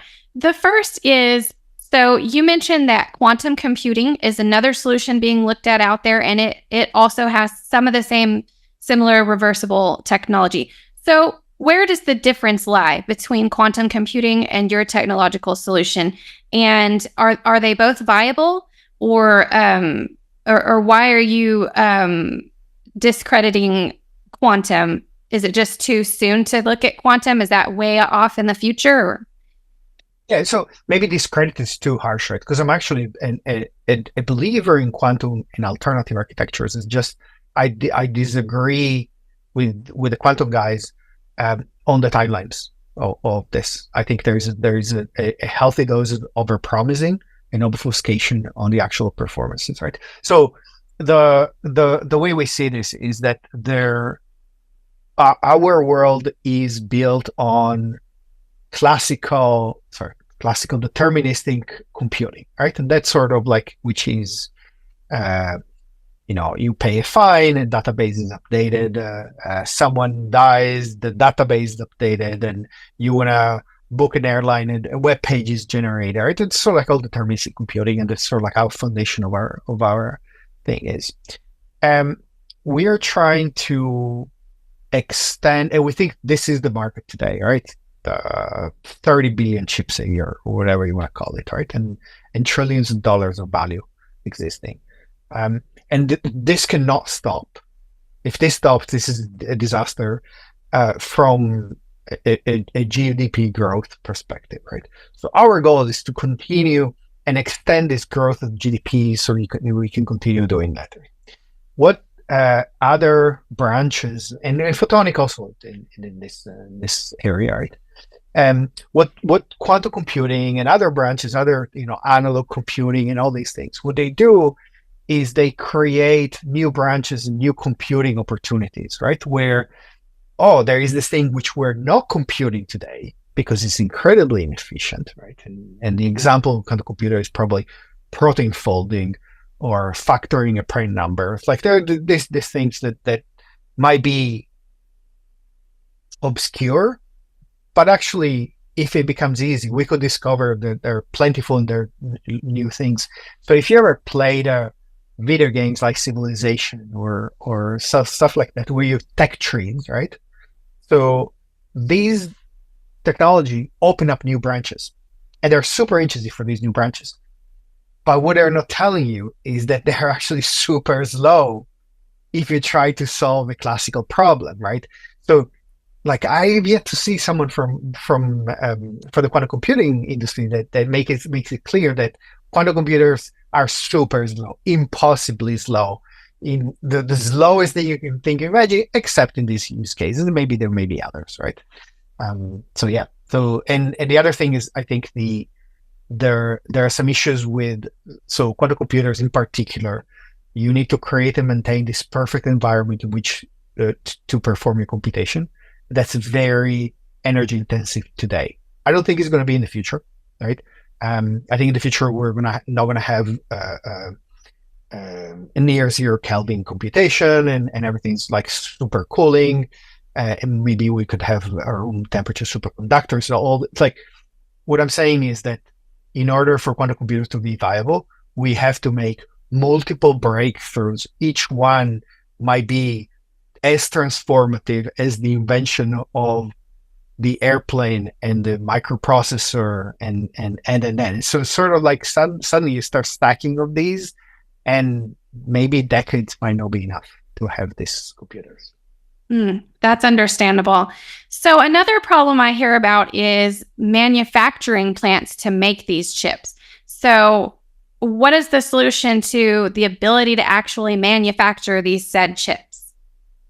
So this is the geopolitical issue of the day, obviously. And I think we're just in the beginning, because basically Taiwan has almost the monopoly on the top end of this, and so the world's trying to play catch up, but it's hard, right? Because we see sort of all the manufacturers and the Taiwanese are really good at this, right? And for what we're trying to do is we're not going after the latest technology, right? And by latest technology we mean going with the smallest transistors possible. Right. Our thesis is that maybe we can build differently, right? Changing the logic. Now we know a lot more about semiconductors and theory information than we knew 50 years ago when these chips were designed. Because the chips. So one thing is important, maybe not obvious to your audience, right? In software, it's super common that you rip out everything and you replace a piece of the stack and you change everything. If you look at sort of tech stacks, probably they change every 10, 15 years, right? Of course, there are people still running Fortran and somewhere, right? But roughly speaking, like database technology, everything is improved massively over the decades, right? And you can replace the entire thing. In the semiconductor industry, roughly everything has been very evolutionary, where marginal improvement. So what we're building today is not conceptually that different of what was built 50 years ago. It's just the same thing with like tiny engineering improvement rather than ripping everything out like a Band-Aid and they're starting from scratch, right? So that's what we're trying to do. And so we think we can do something different, right? And instead of having to chase the latest technology, using older technology, 10-year-old technology, which doesn't really have the same issues and super cheap to manufacture at scale.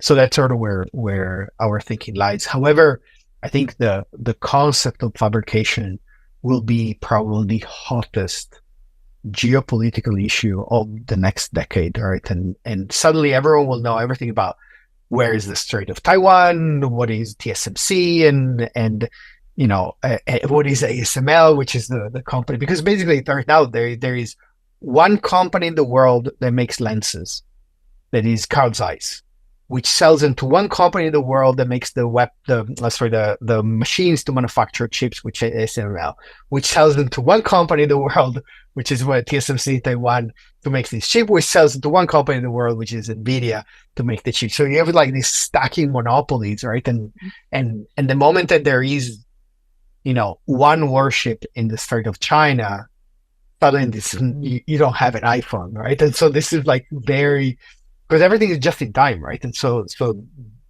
this, I think, will be common knowledge in 10 years and everyone will know everything about this.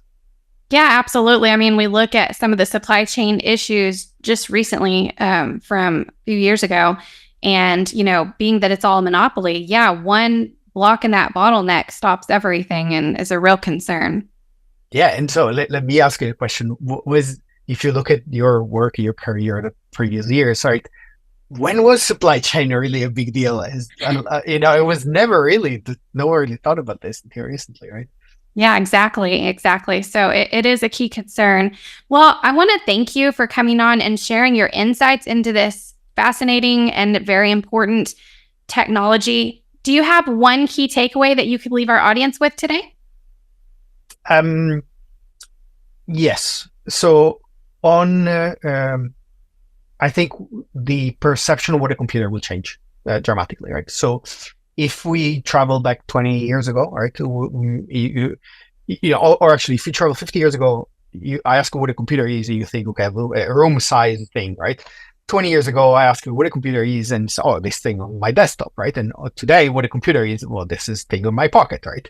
And with the reason why this is two things, right? One, more computing power, and two, reduce energy consumption, right? And particularly energy consumption is the important part. If we continue this trajectory, right, and we continue reducing energy consumption, which is possible with our technology, by several orders of magnitude, you end up with a chip where with a computer that can run AI calculations that does not require a battery, right? And can only use capacitors in environment, photovoltaic or something, or radio, but uses such a ridiculously small amount of energy for computation. And suddenly it changes your imagine traveling 50 years ago and telling people, this is my supercomputer, right? Well, no, this is not. This is like a tablet or something weird, right? And so this is, and this will allow new devices that today we don't think they could exist, right? And so I think this is like, think of these, the trajectory of energy efficiency and miniaturization, and where is AI taking us? I think it's like a fascinating future. Yeah, I think we're in a new technological revolution, and it will be interesting to see what the future holds over the next 10 years. Yeah. But thank you for having me. All right. Thank you so much. And thank you to our audience for tuning in today.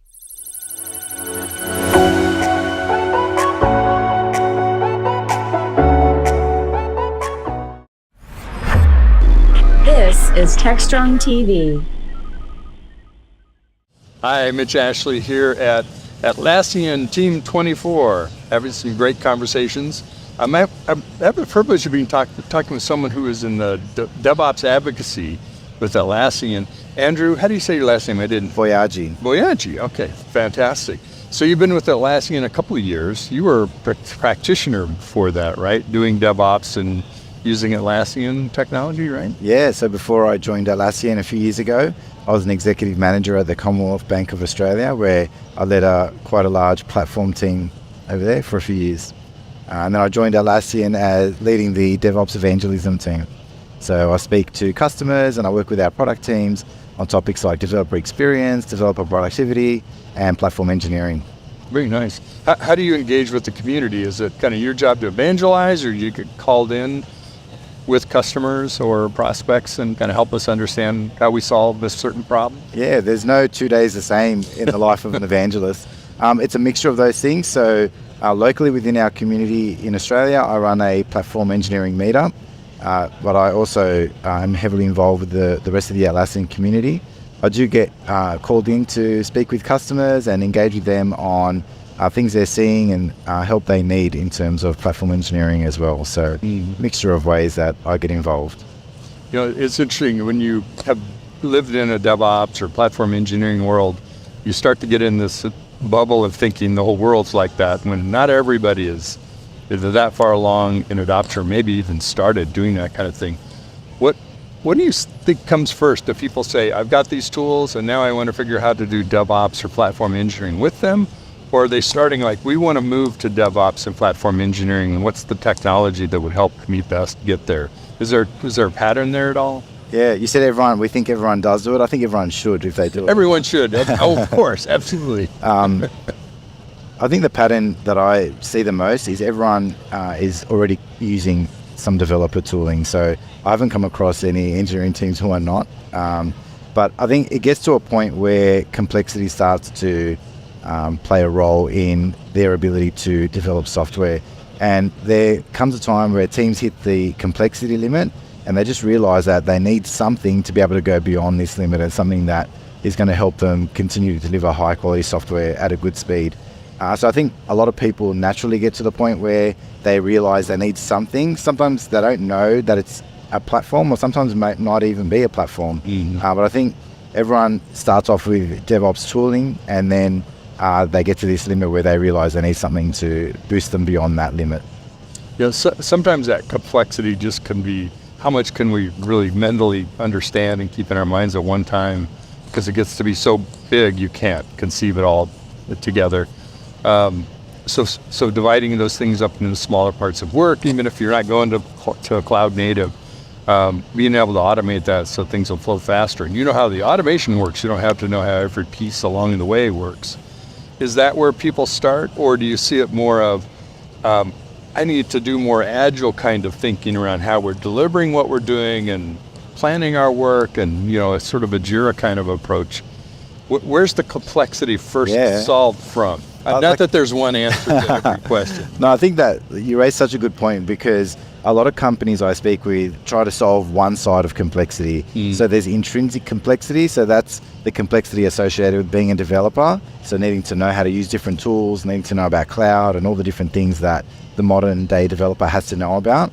And then there's extrinsic complexity, which is more around the company that you work in or the industry that your company operates in.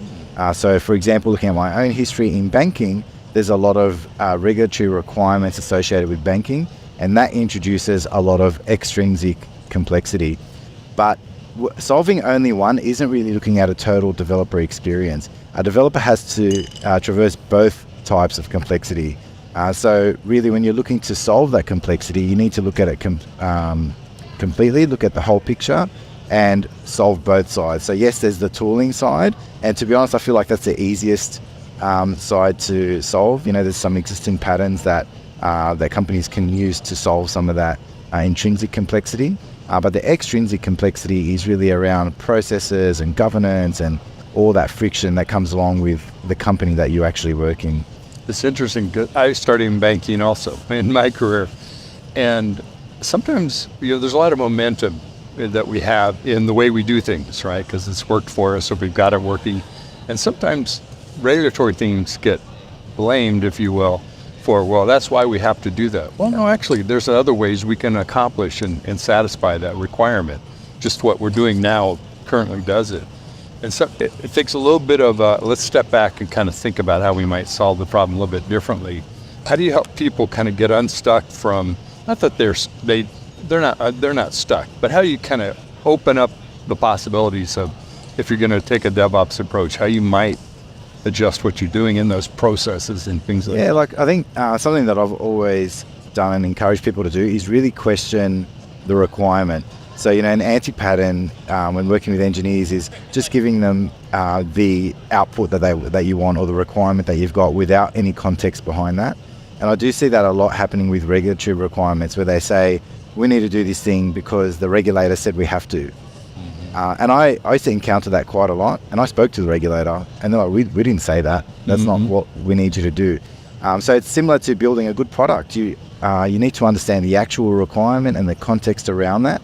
And then I think empowering engineers to actually meet that requirement is the way to get unstuck. Yeah, sometimes we mix up requirement with our implementation of it, right? And it sounds crazy. Something that's worked for me is, let's think of the opposite way of we're currently doing it, and what would that enable us to do? Not that that's the right answer, but kind of opens up that space to say, well, actually, hey, this is a really great way to solve this. Yeah, like, a good example is with governance of software teams, right? Normally what happens is there's a governance team who's in charge of making sure that an organization's expectations in some certain aspect of software delivery are met. And the most basic way they do that is to set up a meeting and a process where everyone follows this process, and they come to that committee and say, here is evidence that we've done everything that we need to do.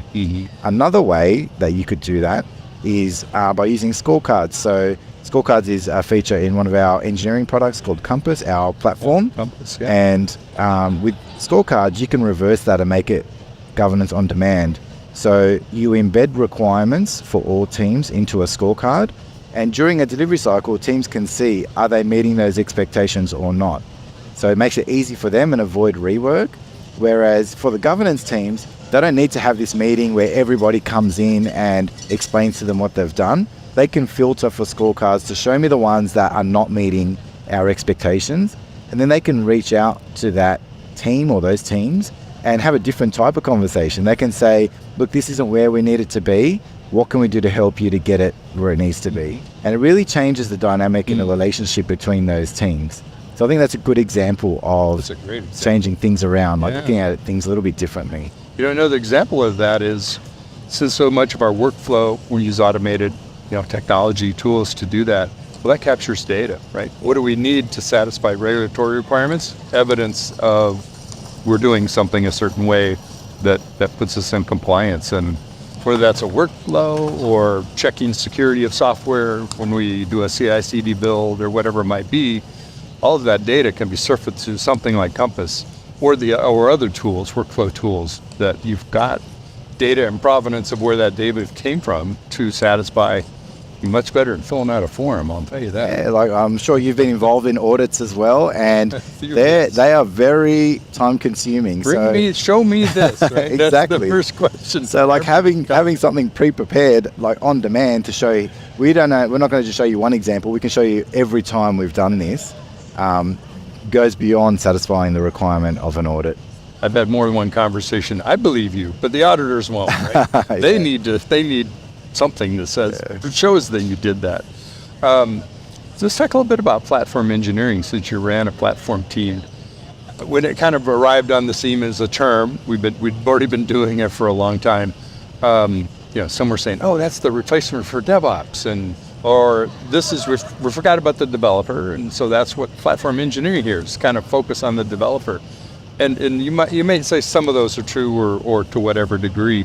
What's your perspective about how platform engineering and DevOps fit together, complement each other? How does the workflow, what does a well-functioning DevOps and platform engineering organization look like? Yeah, I've always been a little bit confused about a DevOps engineer or DevOps role. I know it's widely used. I never looked at DevOps that way. I mean, the tooling is one aspect of DevOps for sure. Because it's a how, right? How you do things, not just a tool. Exactly. Well, there's a bit more of cultural change that's required within DevOps, rather than like, if you just implement a bunch of tools, you can't say that you're working in a DevOps kind of way. So I'm definitely in the camp that DevOps and platform engineering are complementary. I think platform engineering is an excellent way to enable DevOps, because it takes away the complexity of the tooling away from engineers and allows them to focus on what they're actually getting paid for, what they're there to do, and what they like to do, which is deliver high quality software to production. So I think it is difficult to be really successful with DevOps without platform engineering, but I think the two are complementary terms. Seems like anything that can solve the problem. Well, it worked on my machine, right? Yeah. The platform that lets standardize some of those things and make it easier to spin up environments, and whether it's dev test or production is a great thing, right? Absolutely. I think people do sometimes lose sight of the fact that developers want to be productive. They want to ship high quality software to code. They don't want to do the drudgery work. Exactly. Nobody does. So, and I think platform engineering is an excellent way to enable that. So we do see that, internally we use Compass, which is our platform, and it does help us drive developer joy because it takes away some of the mundane parts of being a developer, and it helps them focus on adding value and shipping high quality software to prod. Excellent. Where would folks find you, engage with you? Is it in the community that they would mostly see you, or where would you find Andrew talking about what you talked about? Yeah, I'm pretty active on LinkedIn. Okay. So you can find me at LinkedIn, Andrew Boyarji, and the Atlassian community. So I'm pretty active in the DevOps Atlassian community as well. Great. Answering questions, helping out. Yeah. Giving feedback. Writing articles, answering questions. Yeah, very cool stuff. Well, thank you, Andrew. It's great to talk with you. And thanks for joining us and sharing. Those are all kind of like, how do these things work, right? I think all of us are trying to figure out how do we make things better, and is this something that will help us? And it's a journey for sure. It's a journey, and we go. You don't do it alone, right?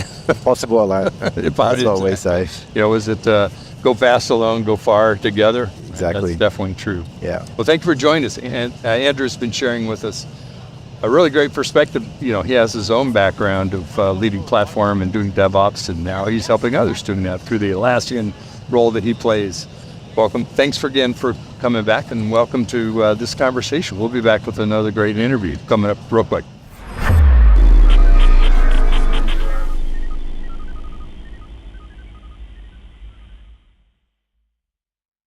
SecurityBoulevard.com is the leading resource for news, analysis, and education on challenges facing the cybersecurity industry.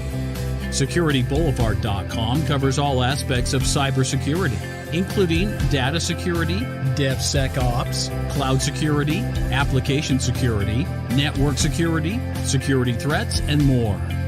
SecurityBoulevard.com has the largest selection of security content, featuring breaking news, blog posts, podcasts, and more. Visit www.securityboulevard.com to learn more. SecurityBoulevard.com, home of Security Bloggers Network. This is Techstrong TV. Hello, I'm Krista Maycomber with Techstrong TV, and we are live here at the RSA conference.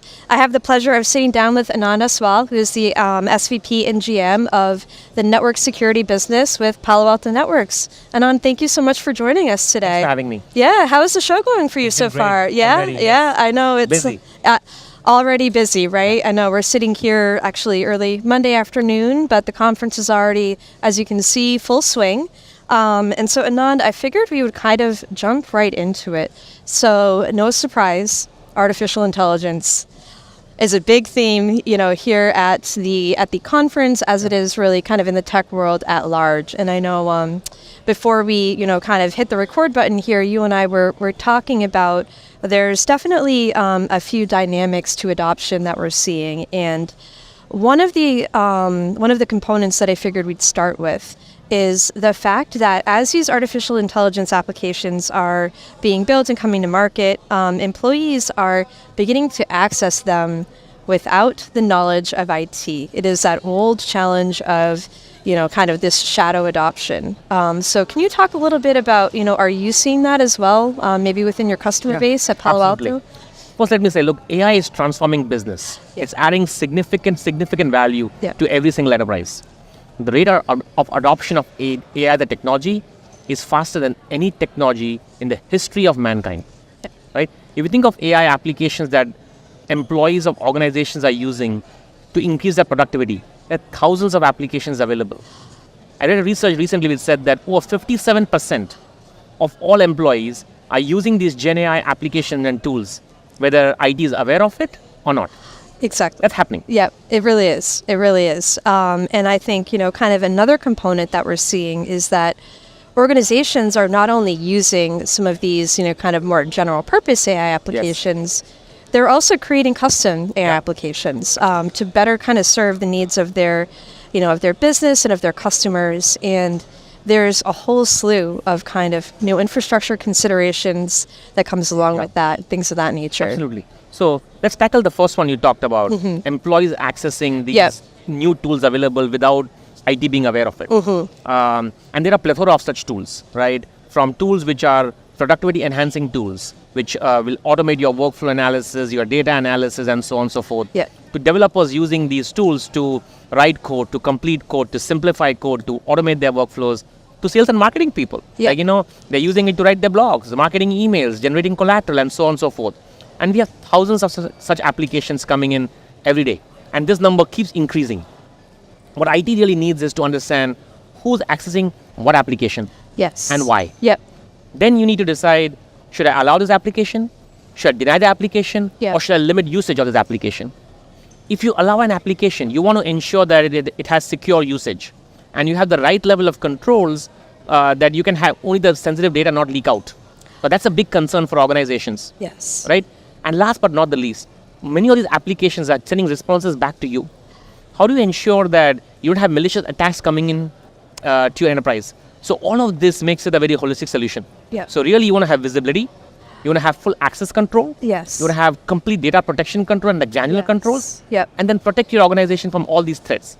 That's really what makes it complete. Certainly, Anand. And we're seeing that as well. I think, a couple of the big considerations, just to echo your comments, certainly are, making sure that the AI application is kind of securely accessing data, not accessing data that may be, from an overprivileged perspective.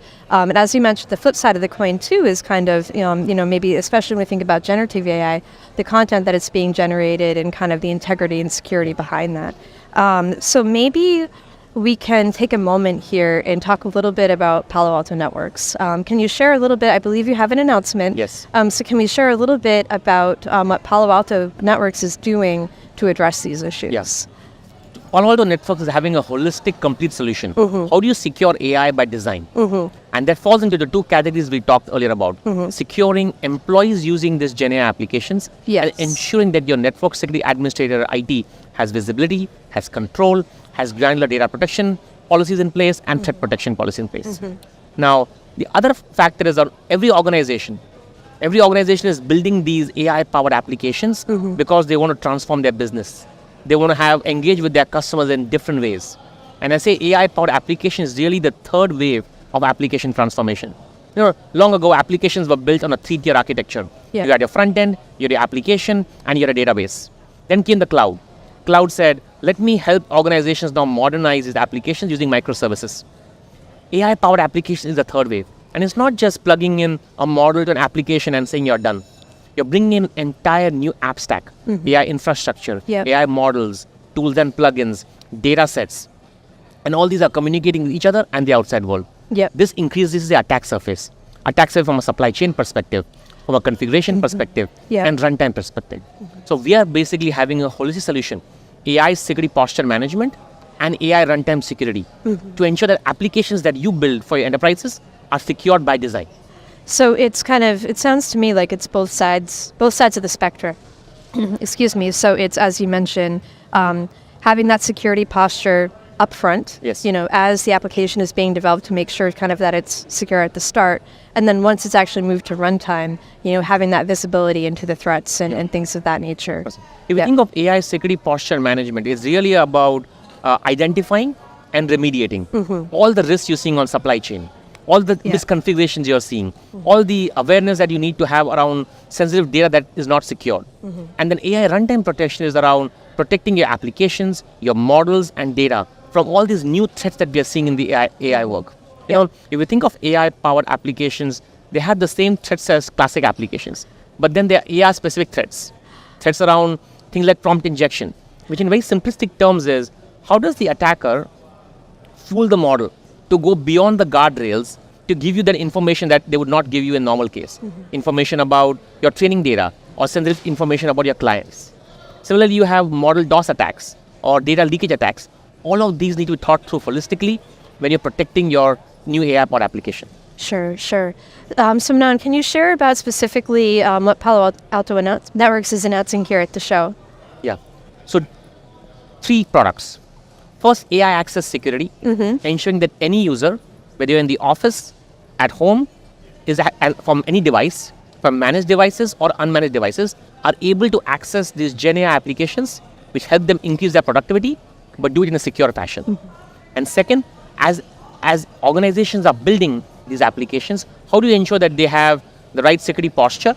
So supply chain risks, configuration risks, data exposure risks, and AI runtime security for ensuring that all the runtime threats that we see, they're protected against those. That's what we're announcing tomorrow. Really around how do we ensure that organization secure all the AI usage by design. Sure. That makes a lot of sense. And I think maybe one topic that we didn't touch on is the fact that, customers are going to be, accessing these AI applications through perhaps their cell phone, through a whole variety of means, maybe an unsecure browser, that kind of circling back to this concept of, shadow IT, maybe are outside of the control of IT or maybe just not as secure as we would like. Yeah. Can you talk a little bit about how the new announcements are going to address that? Sure. 90% of all successful ransomware originates from unmanaged devices. About 80% of all data breaches happen from applications that you're using in the browser. Yep. For the most part today, I'm working in my browser, right? So what Secure Enterprise Browser gives you is ensuring that for your unmanaged devices, you're having complete protection. Complete protection from a zero trust network access perspective, complete protection from a workspace perspective, and all the data controls that you need for your applications you access. And then even for your managed devices, you're adding a new layer of protection to protect these devices from all the advanced phishing attacks that's happening on the browser. The browser is the only entity that sees everything unencrypted. And it's really the right place where you can apply all these granular controls and prevent you from attacks that you've never seen before. Yeah. And that's very important because we do see that kind of phishing and social engineering. These are still the primary ways, or a very important and prominent way that attackers are, kind of penetrating our networks and our environments and gaining access. 100%. Yeah. 100% agree. It also helps simplify IT. Today, a lot of times when you're having contractors onboarded, you have to ship them a laptop. And sometimes they're working only for a week or 2 weeks a month, and it's very cumbersome. Or you use tools like VDI or Desktop as a Service, which are, slow and clunky. Yep. Secure Enterprise Browser is a very nice, elegant solution to address those use cases, to simplify IT, but at the same time, get all the security controls you get with your SASE architecture. So we have completely integrated them with our SASE offering. Excellent. Well, Anand, thank you so much. This has been a very insightful conversation. We really appreciate you sitting down with us here at RSA Conference 2024. And we would also like to thank our audience for watching. Again, this has been Techstrong TV, and please tune in for more of our great content coming up here at the show.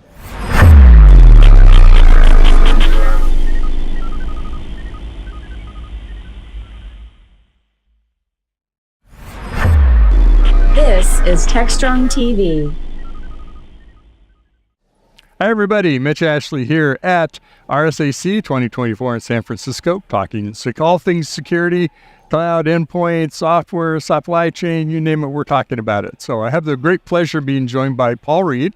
Paul Reed with OpenText, global cyber... Global head of threat intelligence. Threat intelligence. I knew I was going to mess that up because I already did. Close. So I was in the ballpark. Well. So the few folks that don't know, tell us about OpenText. Tell us about what you do at the company. So OpenText is a company with annual revenues of about $6 billion. They have a very strong background in information management, past 25 years doing that. And because of that, it really gives us a differentiation in the marketplace for our cyber products. It's really hard to protect what you don't know about. So information management is all about understanding where your data is, what's it contain, what's the importance of it. So because we have that background in our company, when we build our cybersecurity products, they're focused on protecting the data and protecting what's most important to these customers. That is a different perspective when you understand what you're protecting with that depth. It absolutely is. Security part. It absolutely is, because if you understand what your data is, the importance of it, we can help put solutions together that are focused on your needs, right? And if we understand where the data is, plus the proper protections, we can make you more cyber resilient, which is really important today. Very good. Your role at the company? So I'm responsible for our threat hunting team. So we have a series of threat hunters that hunt in our customers' environments throughout the world. We look for ongoing emerging threats, and we work with them to keep them as cyber secure as possible. Very good. And I imagine businesses of all sizes, but especially large enterprise. That's right. Everything from small, medium enterprise all the way up to large enterprises take our services and, of course, buy our products from OpenText. Excellent, excellent. So you had a big announcement at SAC. Let's talk about SciDNA. Yeah, so SciDNA is a really interesting product. It came out of our recognition that there's really a new generation of threats that are attacking our customers, and it's really about the threat actors working together. They're really spending a lot more time doing reconnaissance and open source intel and getting to know their victims in more detail. Part of the reason for that is we've had the shift to cloud, right? We've moved a lot of our workloads to cloud. We store a lot of information in cloud, and we've done a really great job as an industry starting to take care of identity, right? Protecting our identities. So we've done things like picked federated identity providers, right? So I now have a single point to manage all my employees' identities and be able to federate with all the different services and things we use. While that works really well and solves a lot of the identity problems, it presents a whole new set of problems. Now attackers have a single point they could try to compromise. So we see a lot of focused attacks now against those federated identities. And if I can compromise those, then I can take that compromised credential and go to a number of different places. Right. So I don't have to break into 3 or 4 different places. I just have to compromise one. So threat actors know that. Obviously, customers know that, and they spend a lot of time protecting that. But threat actors are really getting smart, right? They're working together. They are leveraging each other's tools and techniques and skills. And we really need to start thinking about cybersecurity beyond the endpoint, right? The past several years, we've done an amazing job with EDR and other technologies like our web root technology to take and protect those endpoints. Because really, at the end of the day, that's where the attackers want to get to. But with these new threats, we need to look beyond that. We need to see the cyber horizon. We need to see what's coming at us across that ahead of time. So most companies have some form of threat intelligence, right? We all buy threat intelligence. That's really important. And it does a great job telling us, here's the threat actors, here's what they're doing, here are the ones active in the industry or your vertical, and here's the type of tools, techniques, procedures, and other things they're using against you. What it doesn't give you, though, is the specifics of who is attacking you. So SciDNA tries to answer that adversarial signal threat intelligence problem by telling you exactly who is attacking you. So we do that the following way. We help the customer define what we call covered space. So we say to them, what is the parts of your network, externally facing, that are most important, right? So standard stuff. What's your ASNs? What's your CIDRs? Things like that. But then we have a conversation and go, you also need to think beyond that, beyond the corporate structure. What do you have in a content delivery network? What do you have in hyperscalers?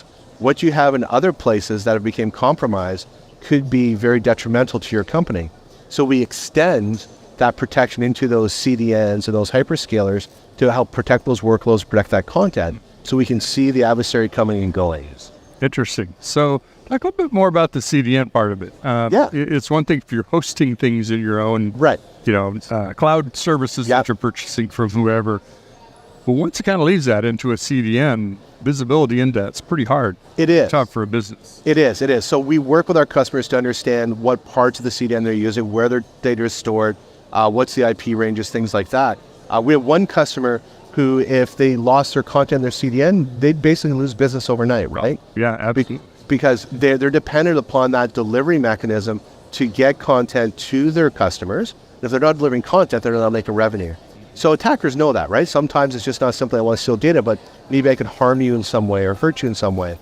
And the other thing we're seeing too is that a lot of large enterprise customers are doing a really good job on their cyber. We hear about all the breaches and all that. We never hear about how well other companies are doing. Everything worked really well today. Let's Exactly right. And no one seems interested in that. But what we're finding is because he does such a great job, the attackers know that, right?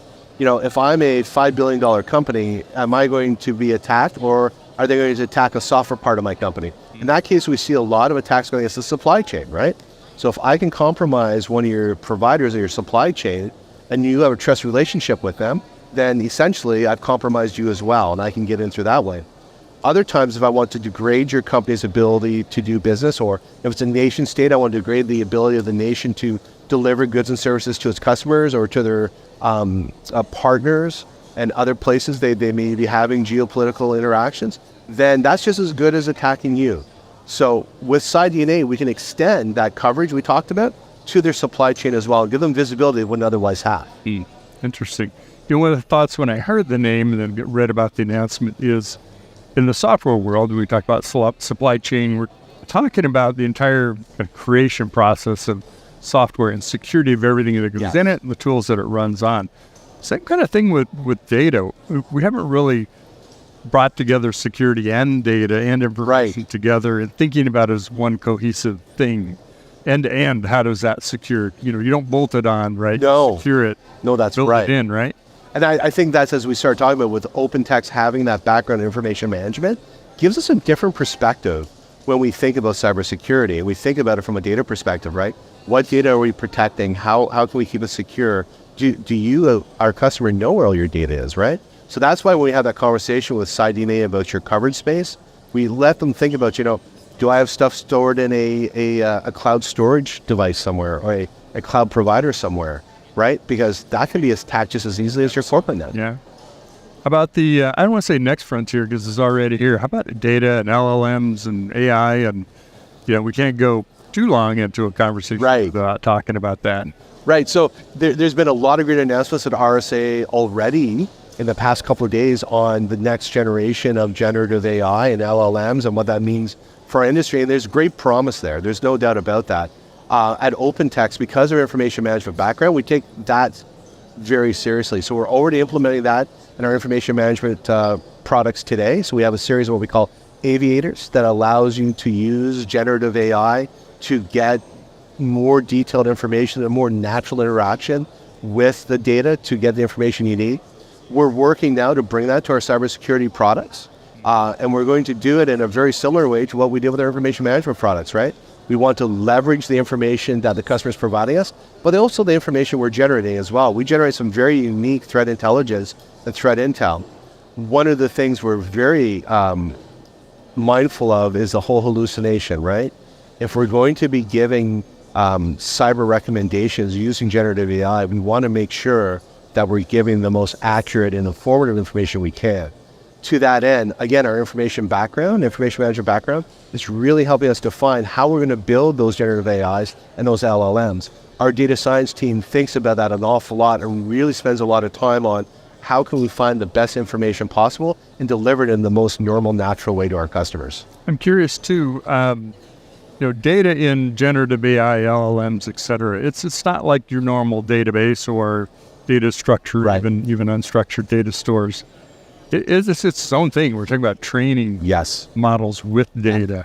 Does that cause any new sorts of challenges, things you have to think about how to secure that? So OpenText has had products using AI and machine learning now for 7-10 years. So we've dealt with a lot of the issues around how do you take and protect your models? How do you take and protect the data you train from?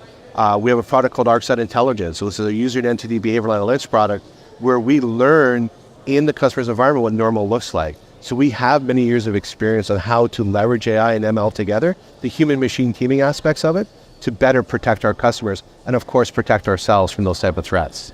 Good. Back to SciDNA, talk about when you identify who the threat actor is. Are we talking about the IP address of someone who's doing it in the country? That's kind of the normal thing, or the historical answers we've gotten before. Are we getting more sophisticated on trying to determine who those actors are? Sometimes we are. Sometimes threat actors are really good at hiding who they are. Oftentimes we see threats where we can't provide attribution, but we can tell the customer that they were targeted and how they were targeted, which is really important. So, for example, we recently had a customer who had a supply chain attack. One of their manufacturers was targeted, and we were able to show them using SciDNA the exact date they were targeted on and who targeted them, sometimes why they targeted, right? We see a lot of the geopolitical world coming into the cyber world. Not surprised, we've talked about it for years, but with the current environment we all live in, we're seeing more and more of that. And we're seeing it so much that when I talk to our large customers and some of the nation states we take in support, we can almost tell them within hours that, if your country makes a geopolitical statement on the following things, you're going to see the following threat actors come after you within the next 24, 72 hours. And by the way, they're going to use the following tools and techniques against you, because we see it time and time again. There's a playbook they use that they take and apply every time they go after someone for a statement that maybe their country made. So in doing that, we're able to help protect them better and give them forewarning, right? We really want to use SciDNA as a early warning of attack and early warning of compromise, right? If we can find the signals ahead of time that says something bad's about to happen and we can prevent that something bad from happening, then the customer is much better off than waiting for the attack to take place and finding it and then trying to remediate it. Interesting. It's almost like before you say something, not that we have this level of discipline, but whichever side of whatever thing issue, comment you're going to take. That's right. That side is potential threat actor. Absolutely. What you're bringing, what you're stating in the public. It is. And it's really interesting sometimes just to see how often that happens. And a lot of our customers are surprised, like, why were we targeted? We're not a, national brand. We're not a national name. But, you may supply something to the country or supply something to someone else that is critical for that company to be successful. That's why, right? It's just not the big names that get attacked, but everyone's really a target. Absolutely. Just relative to how big you are, right? That's right. Usually notoriety. Yes. What was it about what customers were telling you that led you to believe, hey, this SciDNA, whatever the code name for the project at the time, was, that's a thing we should go create and bring into market? What was it the customer said that said that's a need we can fill? So it was really this need to get visibility beyond the borders. So today there's a lot of standard ways that companies do that, and it's been well known and well practiced. But a lot of times there's a lot of friction to getting that done. We wanted to find a way that was almost frictionless for the customer to get that visibility. And we wanted to have it in such a way that we could take and very easily control the how we produce the results from that. So we leverage our existing technologies we have in-house and some of our existing products, and they fit the bill really well to take and provide that visibility. This is something we've been trying, for the past couple of years, and really spent a lot of time researching and thinking about and trying out in the wild, right? We wanted our product to, face the fire, so to speak, and show its mettle, which it did very, very well, right? I was very fortunate to be part of some of the early beta testing, if you want to call it that, with some early countries and companies, and getting their feedback was absolutely critical. Them telling us that we show them things other people don't show them is a really good validation of what our technology was trying to do. Right. Do you in your role get into the privacy aspects of information data? That's obviously not as fast as AI, but it's much more fast than regulatory landscapes have evolved in the past. Yeah, data privacy is very important, right? Open text takes data privacy very seriously, and we have products that actually help our customers protect their data both in motion and at rest. For us, from a cybersecurity standpoint, we believe that our customers' data is very, very important to us. It's what we use to protect them, and in turn, we feel the need and the responsibility to protect their data when they share it with us. So we take the utmost security that we can to protect that data, and of course to protect our results as well, right? When we find things for our customers, we share it with them and let them know what's taking place, and then we let them decide how they want to remediate and deal with it, right? It's not up to us how they want to go about doing that, but it's definitely our responsibility to protect them and show them what's taking place.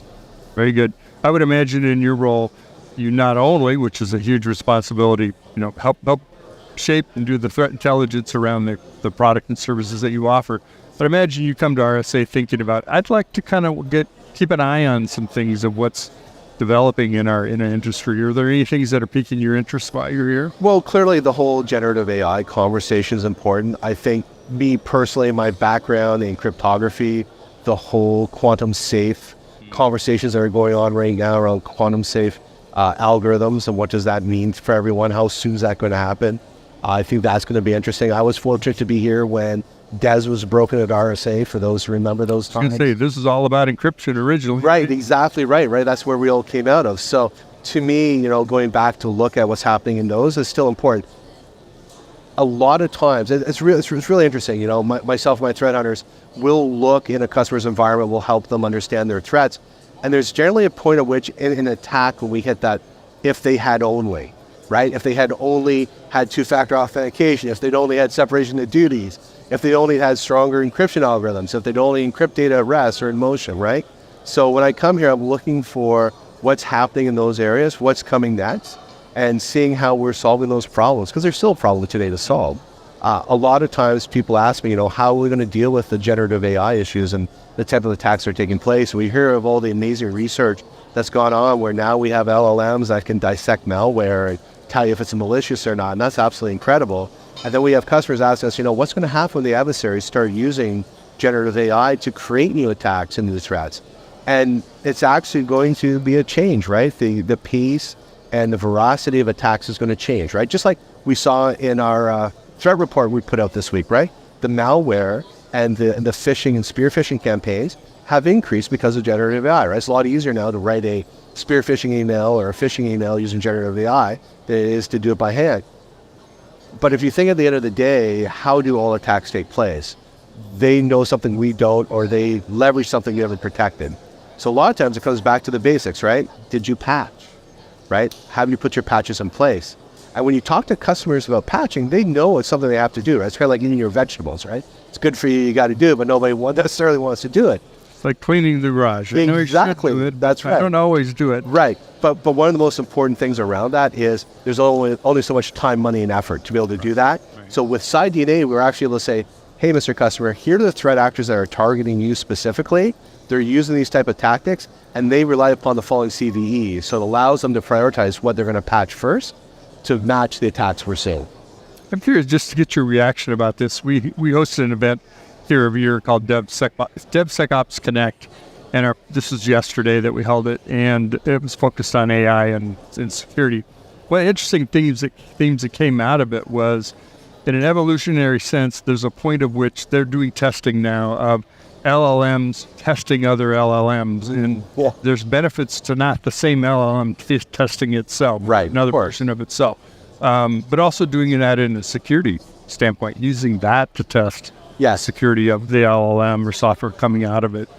Have you seen any interesting ideas like that? Doesn't have to be that one, but kind of this is kind of unique and novel. So some of the companies that I follow and talk to are really looking at how they can use that to automate threat posture management, how to automate threat testing, right? So if I can take and have something generative done based upon someone disclosing a new 0 day, but yet we don't know what the attacks are yet. If I can use the power of generative AI and feed it in that information along with its corpus of information it already has, it might give me a head start or a heads up on what could potentially take place. So that ability to imagine the art of the possible, I think, is something that's really going to help us in cybersecurity.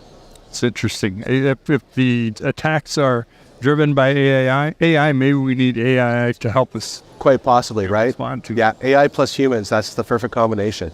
Right, very good. Well, Paul, it's been a pleasure talking with you. Thank you for your time. Thanks for you and your threat hunters scouring the net. Help us all know what's happening, and congratulations on the launch of SideDNA.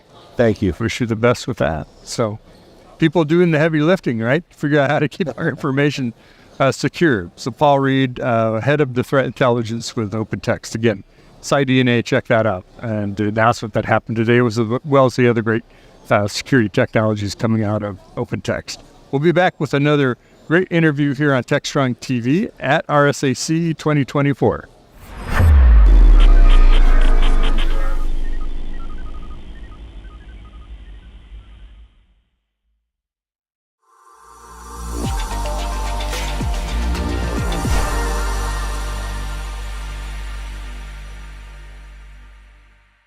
Hey everyone, it's Alan Schimmel here for Techstrong TV.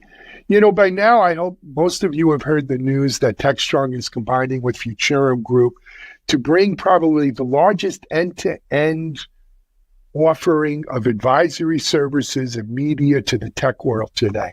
We're so darn excited to have this because as I mentioned in my discussions with Daniel Newman, CEO of Futurum Group, really the pieces of this puzzle fit together like a good Tetris board.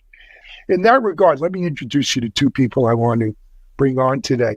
First of all, I mentioned him earlier. Daniel Newman is the CEO founder of Futurum Group. Daniel, welcome back to Techstrong TV. It's great to have you on here.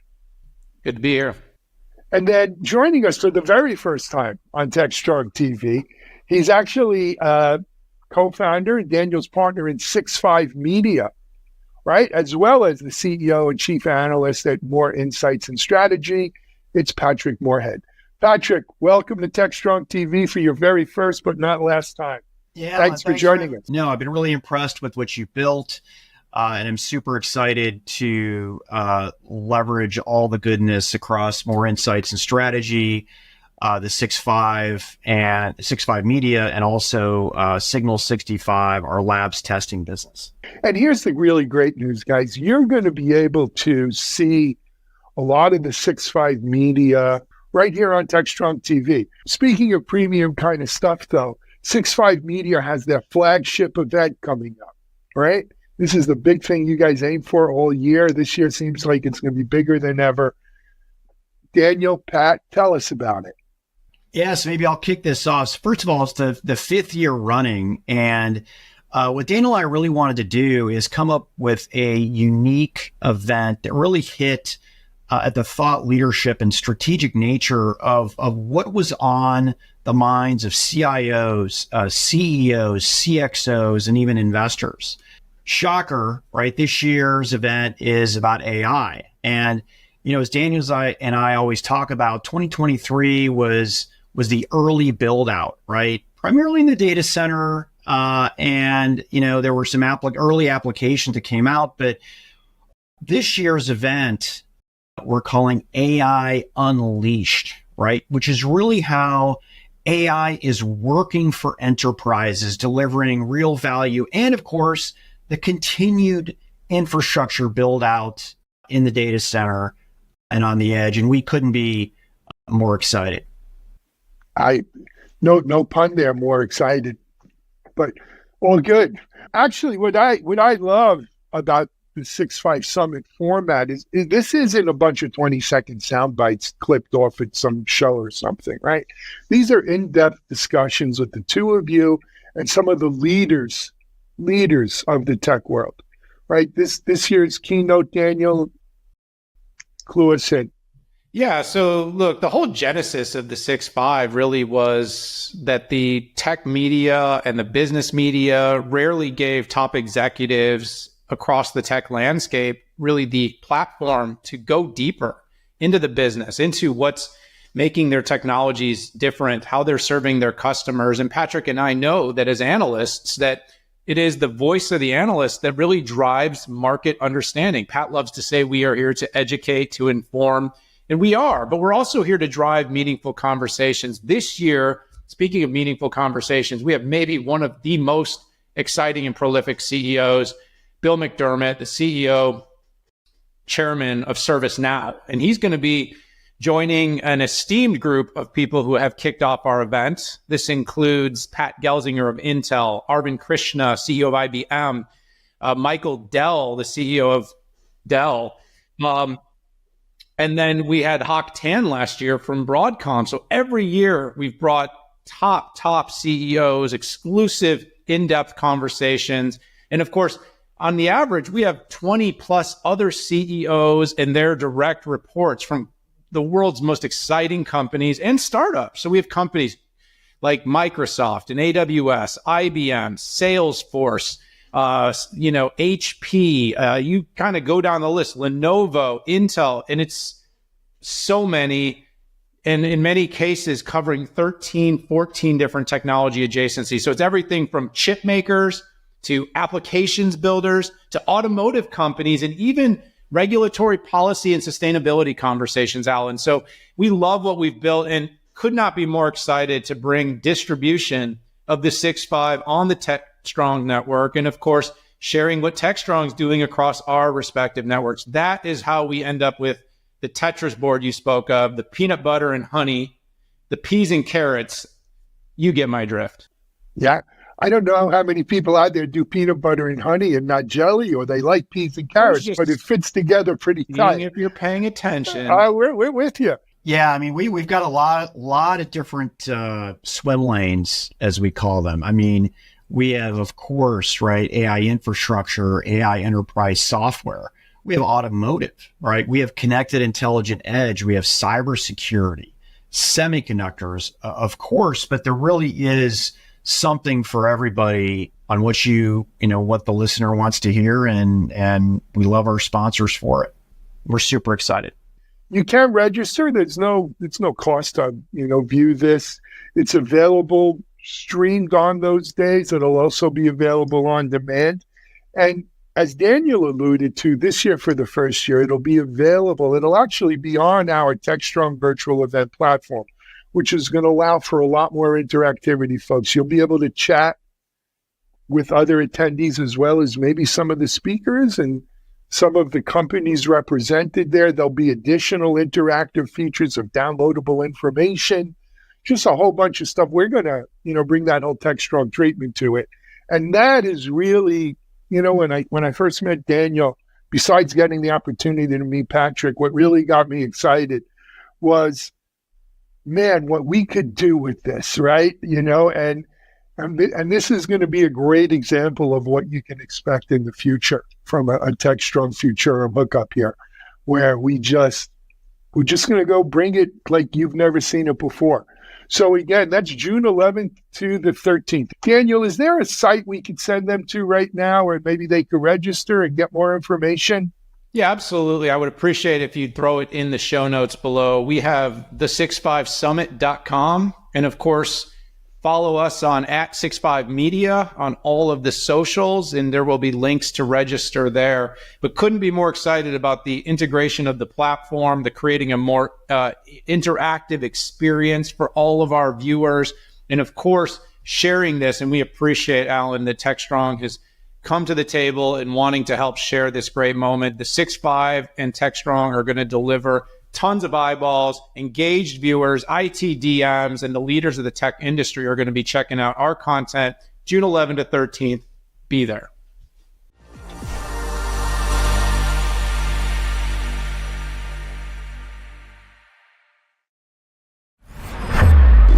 This is Techstrong TV. Hey guys, thanks for the throw. We're here with Joseph George, who's Vice President of Product Management in charge of AI Ops for the BMC division that focuses on digital services and operations. And we're talking about observability and hopefully how it's going to get easier in the age of AI. Hey, Joseph, welcome to the show. Thank you, Michael. Pleasure to talk to you this afternoon. I think everybody kind of likes the idea of observability, but for the most part, we're all maybe still doing a whole lot of monitoring and not much observability. And part of the issue has just been that we can collect the data, but making sense of it is hard, and there's too many conflicting alerts. So I think we're about to see some progress with the rise of machine learning algorithms, but where are we on this observability journey? Yeah, that's a really great question, Michael. It's interesting. Some folks may even think about it as observability just being a different name for monitoring. I've been in the space for many years, and I can tell you that's not true.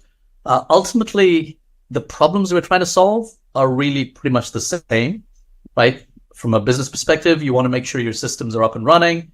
You want to make sure that if you have a problem, you find out about it as quickly as possible, ideally before your end customers or users call you and tell you about it. And best case scenario, you want to get ahead of them. You want to be proactive, find out about issues, solve them, so you can keep your systems up and running.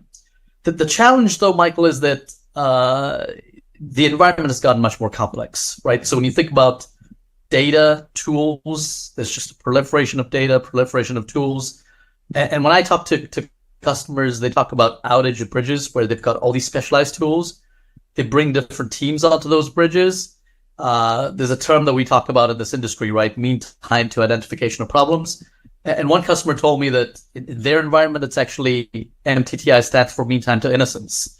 So all these different stakeholders come into these bridges, and it's all about proving that it's not them. But you ultimately have to get to the root cause, right? What's actually causing this outage?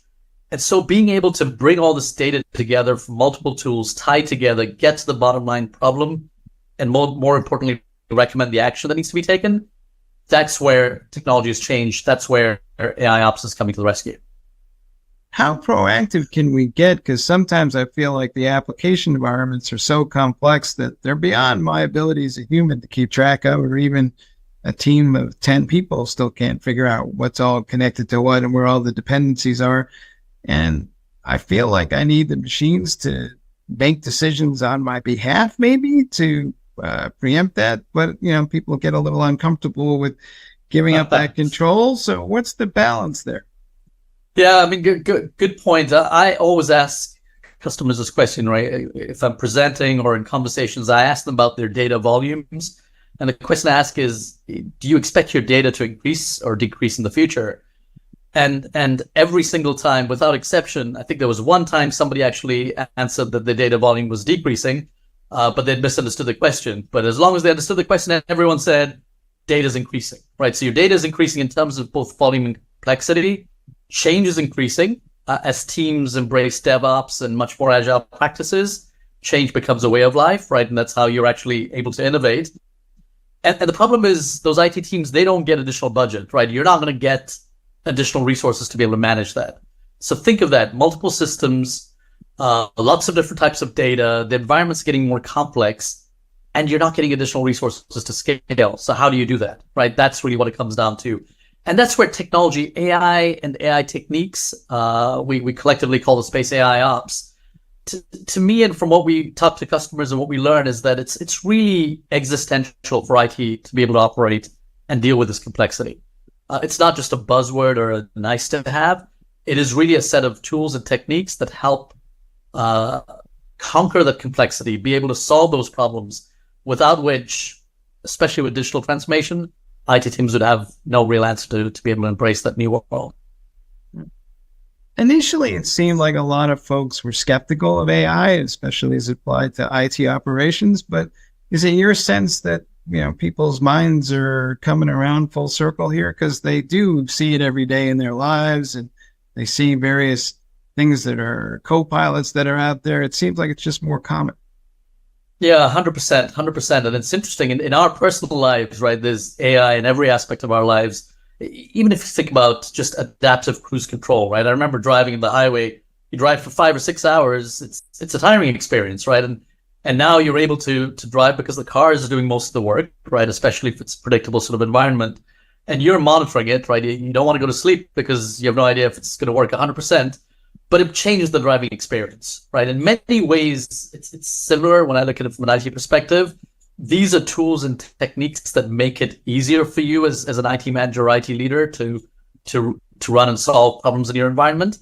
And ultimately, it really comes down to whether they can solve specific customer problems, right? Customers don't necessarily care as much how the problem is being solved. They really care about the problem being solved, right? What is the use case?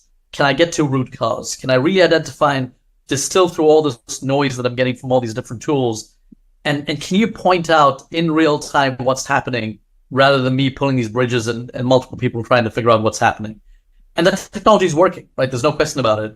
There's been a variety of technologies that have evolved in the space, especially with the advent of generative AI. Gen AI has really captured a lot of attention. But it's not just Gen AI, right? It's multiple different types of AI techniques that can work together and solve problems around classification, aggregation, summarizing, right? How do you actually get to the root cause of a problem and then summarize it in a human understandable language? And that's not just one type of AI. Typically, to get to the root cause of a problem, you're employing graph techniques. You're looking at knowledge graphs that are doing correlation in terms of time, text, topology, and relationships of different assets in the interface, in the environment. And then imagine the power of applying generative AI, taking that root cause, translating it to something that a level 1 person can understand. And in some companies, level 1s don't even exist, right? So it's really empowering the changing environment, the changing IT structure, to be able to make decisions more quickly. Do you think IT will become more accessible to a broader number of folks, because I won't need these huge teams to manage everything? I mean, I'll still need people, but I can do it at a level of scale that just democratizes a little bit of this in a way that enables more organizations, other than the largest enterprises, to build a lot of software at scale. Yeah, I mean that is a really good question, right? We always talk about increased productivity, and with all these technologies, we talk about all the free time that we have. I don't think any one of us has free time there, right?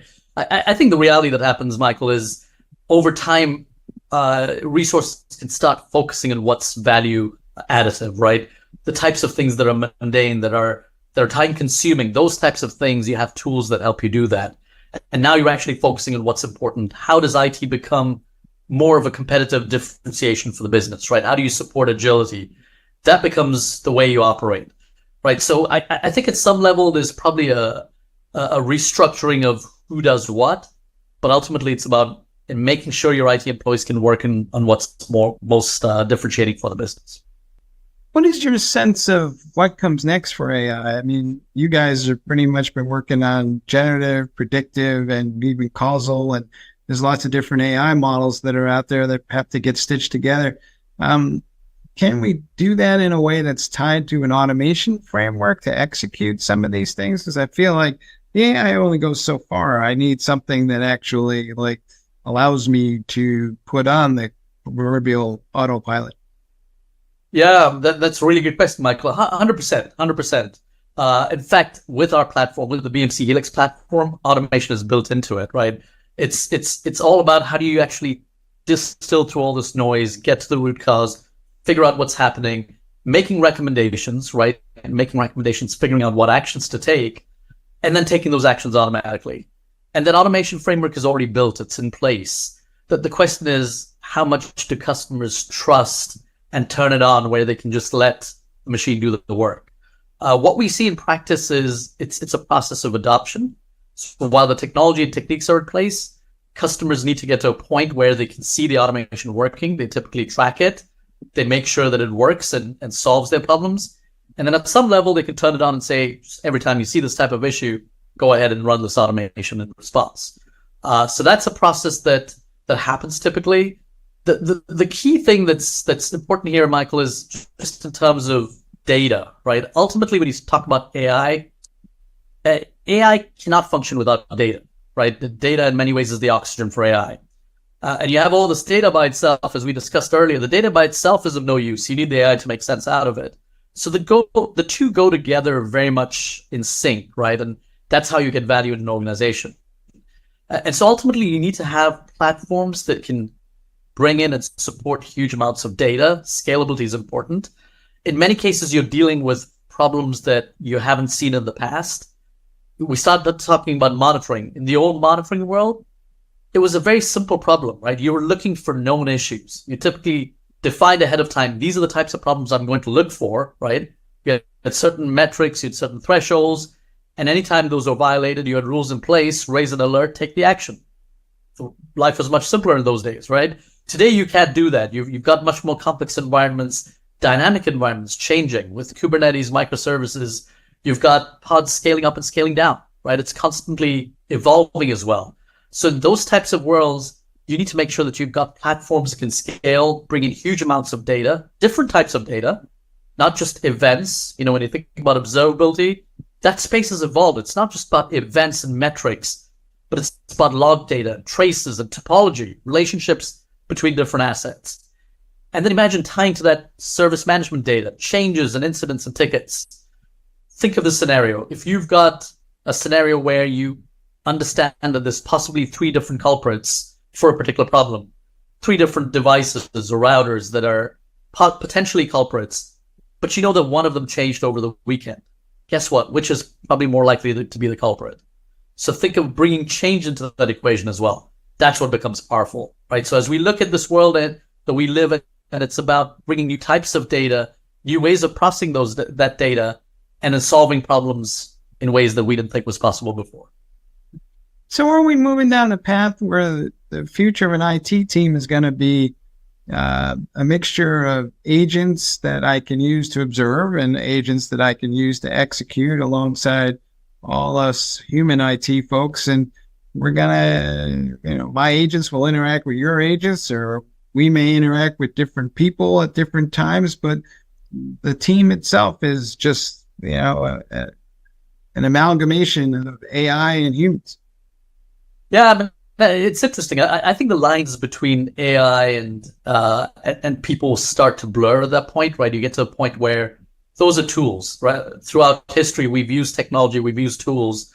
We use tools to be able to do our jobs better. Some of those tools become just part of the products that we use, may be embedded, and you may not even be aware. In other cases, you're actually very much controlling how it works, right? And I think you're going to have the whole range of those technologies. From our perspective, what we look at is how do we make sure we deliver a platform that's scalable, can bring in different types of data, and be able to provide not only recommendations, but also take the actions out of the platform itself. So from a customer perspective, it starts to simplify, right? They can still have multiple tools in place, but you've got a way to integrate, to be able to orchestrate across those different tools, and to have a platform that can help solve these problems in a much better way than before. So what is that crisis moment where people wake up and go, yep, we got to move forward. We got to kind of get on this activity, because it seems like there's a lot of inertia built into our workflows. There's a tendency just to keep doing things the same old way. What pushes them forward? I think that crisis has already happened, right? If there's companies out there that are ignoring it, then it's at their peril. At this point, these are technologies that are here to stay, right? They will evolve. There's no question about it.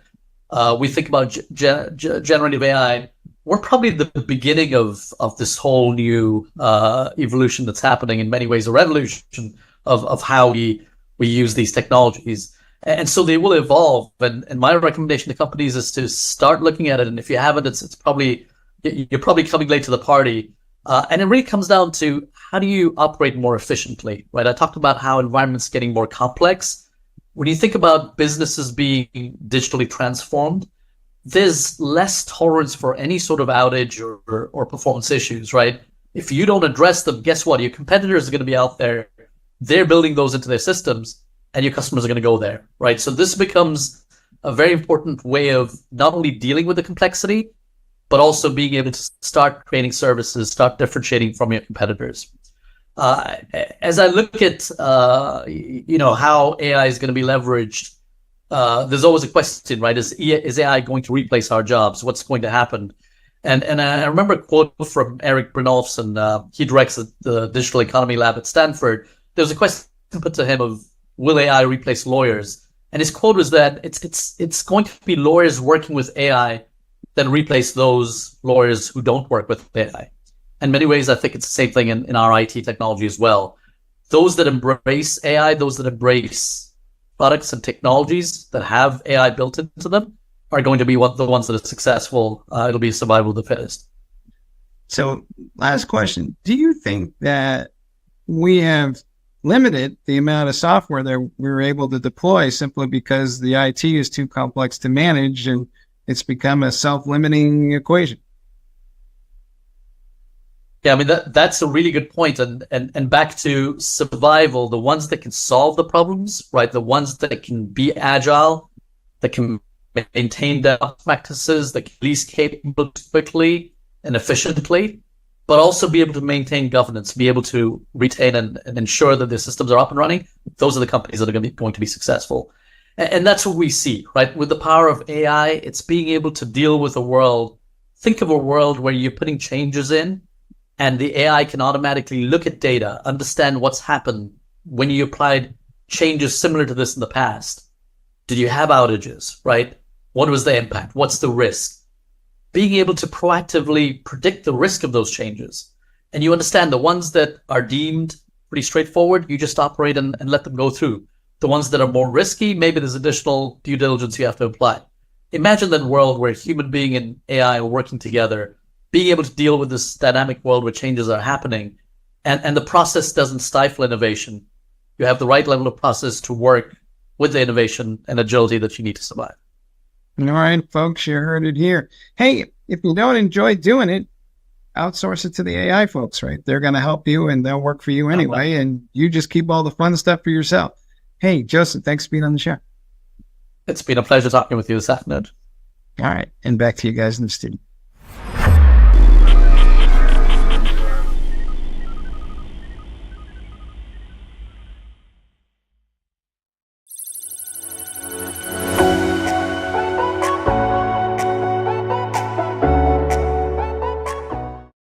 Hello and welcome to the latest edition of the Techstrong.ai video series. I'm your host, Mike Vizard. Today we're with Dr. Nicholas Mattei, who's professor of computer science at Tulane University, and we're talking about inductive reasoning, which is really at the core of all these Gen AI platforms, and the good, the bad, and the proverbial ugly, as they say. Nicholas, welcome to the show. Hey, thanks for having me, Mike. How's it going? Good, good.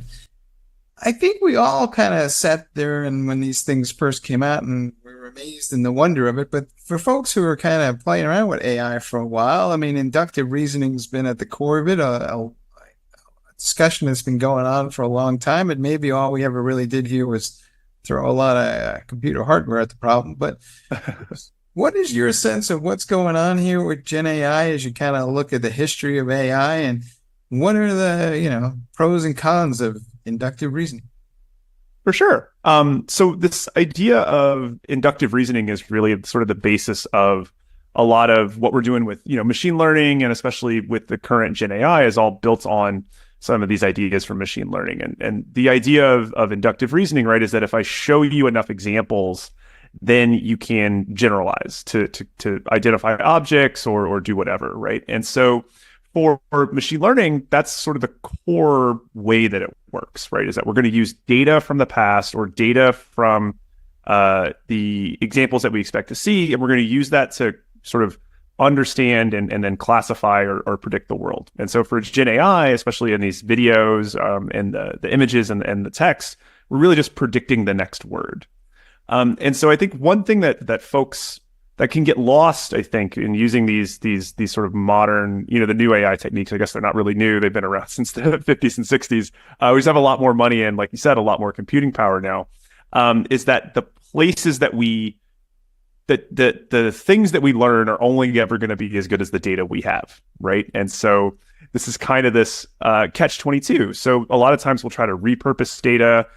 You look at some of the generative text AI models, and what they're doing is they're taking data from the internet, right? The way that folks have used language on the internet, the way that folks have used language in books and things like that, and they're using the past language we've used to generate or predict new language. And that's, I think, a lot of the cases where some of these things can happen, where some of these sort of ethical issues can kind of crop up, is because, the way that we've talked about things in the past are maybe not the way we want to talk about things in the future. And so that's kind of the joke that I've been using recently, is this idea of like sort of original sin, right? Like we've kind of like, we've used everything that we've already done in order to sort of make the new things that we want. And sometimes we forget that that's an inherent, part or possibly even flaw of the process, depending on what we're doing. And this is not, super new. There's a great book called Automating Inequality that really talks about the same kind of ideas, right? Is using past data or using data from other domains or other distributions in order to predict the future. And if your data that you're training on doesn't really match the problem that you have or the problem that you're trying to predict, that's where a lot of these issues can come from. So when we're trying to like guess what, you or I are going to watch on Netflix tonight, turns out that what I watched before is pretty indicative of what I'm going to watch in the future. But if we want to talk about something like school admissions, or we want to talk about something about hiring practices, depending on what data from the past we're using, it's going to influence, by definition, the predictions that we make. And I think that's where a lot of these kind of traps or these ethical issues do crop up. Are we thinking these things are smarter than they are, and maybe we're going to get in trouble? Because when I look at it, they're probabilistic, so they're taking a best guess to something, but I feel like sometimes we're applying it to things that are inherently deterministic, and then we're wondering why things went wrong.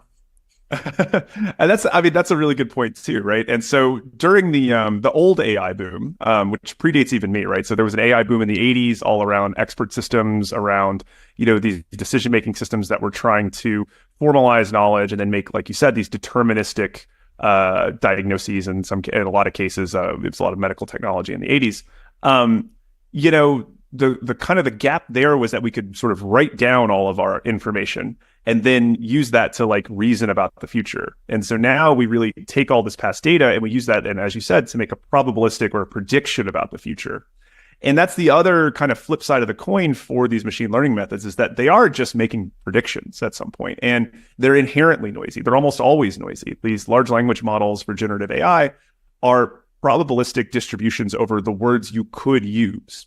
And that implies that sometimes it's going to guess wrong, right? It's going to have a distribution that's going to give you a word that's maybe not quite right. And these machine learning models are really best suited for places where if you get one of these predictions wrong, the consequences aren't that high, right? So again, going back to like Netflix or Amazon, if they recommend a product to me that maybe I'm not so interested in, or if YouTube recommends me a video that maybe I'm not so interested in, there's not a lot of downside to that. There's a little bit, but not a ton. And the places where we can get in trouble is when we start using these things to predict things like who should get credit or who should be eligible for housing or who should get hired, where we want to be more confident in the decisions that we make. And we got to really investigate that probabilistic nature of these models. And so it works great in some cases, but sort of forgetting again, that these are sampling from distributions. Like sometimes they're going to be wrong. And try to apply that philosophy to high stakes decisions or really important decisions, I think just without paying attention to the underlying technology is really a recipe for problems. Some folks are starting to say that less might be more here because we're overtraining the models and they're getting confused, and that's where all the hallucinations come from. So maybe we should just be playing with a smaller amount of well-vetted data before we just decide to throw everything in the kitchen sink at it. Yeah, I think this is so my joke on this one is, I work with a lot of folks in different disciplines in economics and sort of across the spectrum here at the university.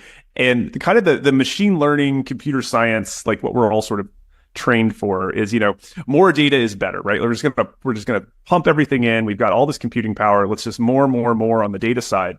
And when you go talk to, some folks more in quantitative research methods and things like that, they're like, oh, well, but why this data? Like, why are you using that? And I think that's a lot of times questions that we forget to ask ourselves. I'm not sure if I'd call it overtraining. It's just this reliance on this idea that if we throw more data at the problem, we're eventually going to solve it, right? Like eventually with enough data, the computer will figure out what we want it to do and it'll work. And it turns out like this works really well, again, for certain things, like when you have Netflix scale data and you're just trying to predict, sort of small problems. And I think there's a whole other realm of problems that we're trying to solve, which maybe, just core machine learning techniques aren't amenable to. They work really well for a lot of stuff where we have a lot of data, and the things that we're predicting are not necessarily super high stakes. But as we're seeing this get applied more and more places, I think some more of the problems that you're pointing to are coming up is that, sometimes you can't just throw more data at the problem. Sometimes you have to go in and understand what's the process by which, maybe a company is making a decision or allocating something, and really try to encode that as part of your whole AI model. And AI has techniques for this, right? Like if we move away from just machine learning, there's all kinds of stuff. I teach the introduction to AI class here. There's all kinds of techniques that we use to try to make the computers do smart things, as I like to say. And sometimes we need to use those. And I think you're starting to see that with the later evolutions of these models, where they're actually not just only using the output of a large language model. They're coupling it with information about the world. They're coupling it with like data from Wikipedia that has some structured data, some structured understanding inside of it. And they're using that along with the language generation to try to, curtail some of these issues about the model sort of making stuff up, because it's really a place where things can go wrong. At the end of the day, these language models, it's kind of fun if you think about it, right? They're trained on a lot of data to sort of give you the next word in a sequence of words. And they're also sort of trained to make you happy as a user. And so the model doesn't want to say, oh, I don't know the answer, right? It's always trying to make you happy, which is like just give you more words that look reasonable. And the problem is when we use these in places where we want to have, concrete, verifiable, let's say citations or references, sometimes it'll just make stuff up because it's like, oh, well, this looks like it could be a reference, and stuff like that. So there's a lot of room, I think, to use the natural language, natural chatting part of the Gen AI, along with, kind of more core techniques in information retrieval, which is what Google is at the end of the day, and using those to kind of combine those two things and sort of check what's coming out of the stuff, right? So it's kind of going to be a hybrid of these machine learning techniques and sort of more standard or good old fashioned AI techniques from across the discipline. how secure are all these things? And I'm asking the question because there's been some studies recently that said, well, the LLM definitely wants to make you happy, but if you tell it to keep a secret and then you keep asking them what that secret is, it will tell you the secret eventually. I think it kind of depends on what you mean by security. I think there's a lot of different levels to that question that folks are interested in right now, right? So one is, are the things that you even put into the text box on, say, ChatGPT or Gemini or any of those, is that private? And I know a lot of places, especially even us here in academia, are running into issues with this, where folks are putting personal identifiable information in there, things like that, which is, I mean, if I could say one thing to everybody is like, don't do that. Like once something goes in that box, it's public. Or has the potential to be public, is not a private conversation between you and a computer. And so don't forget that one. But in terms of secure is it going to disclose parts of the training set, or is it going to disclose, can you sort of convince it to do certain things? Again, this is where I think it's really going to come down to using some of these older techniques for it to understand conversation flow or understand maybe certain parts of it. Parts of that conversation, and not just kind of respond to the context that's been built up. So it's kind of an interesting question. Back when I was first doing a lot of AI, I always thought the stuff that we're doing now which is just sort of model free, we're just going to predict the next word and it's all going to be okay. I personally never thought it was going to work. I'm not going to pretend like I did. And the fact that we get so much complex behavior from these models that really don't have an understanding of grammar, right? There's no little bit inside of that LLM that's like, this is what a verb is and this is what a noun is, right? Like it doesn't understand those concepts in the way that like you and I understand those.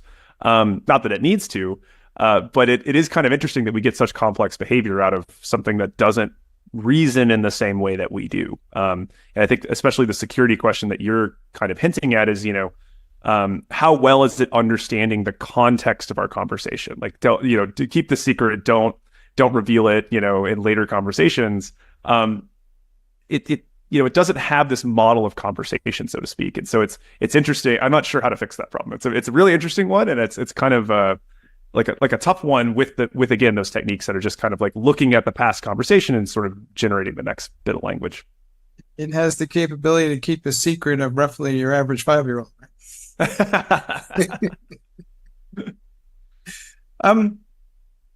We also see people talking about how the reasoning engines are going to get smarter. There's more parameters and more context windows. And as part of that, though, you can't help but wonder how reliable is that going to be? Because what they're basically saying is we're going to have a bunch of agents that are asynchronously processing tasks on our behalf. Very confidently, no doubt, but all it takes is one broken handoff in a process and chaos ensues. So, how automated is automated going to get? It's a good question. I think it's impressive where we're at now. If you think back to the late 90s, a lot of the research that was going in that sort of eventually became Siri and some of these digital assistants, right? Like at the end of the day, Siri or Google Assistant or any of these ones are actually handing off a lot of that processing tasks to other programs, right? So when you ask it to play music on Spotify, like it's kind of understanding the request, formulating that, and then handing it off to the Spotify app on your phone, for example. And I think this is this kind of multiple agents interacting with one another.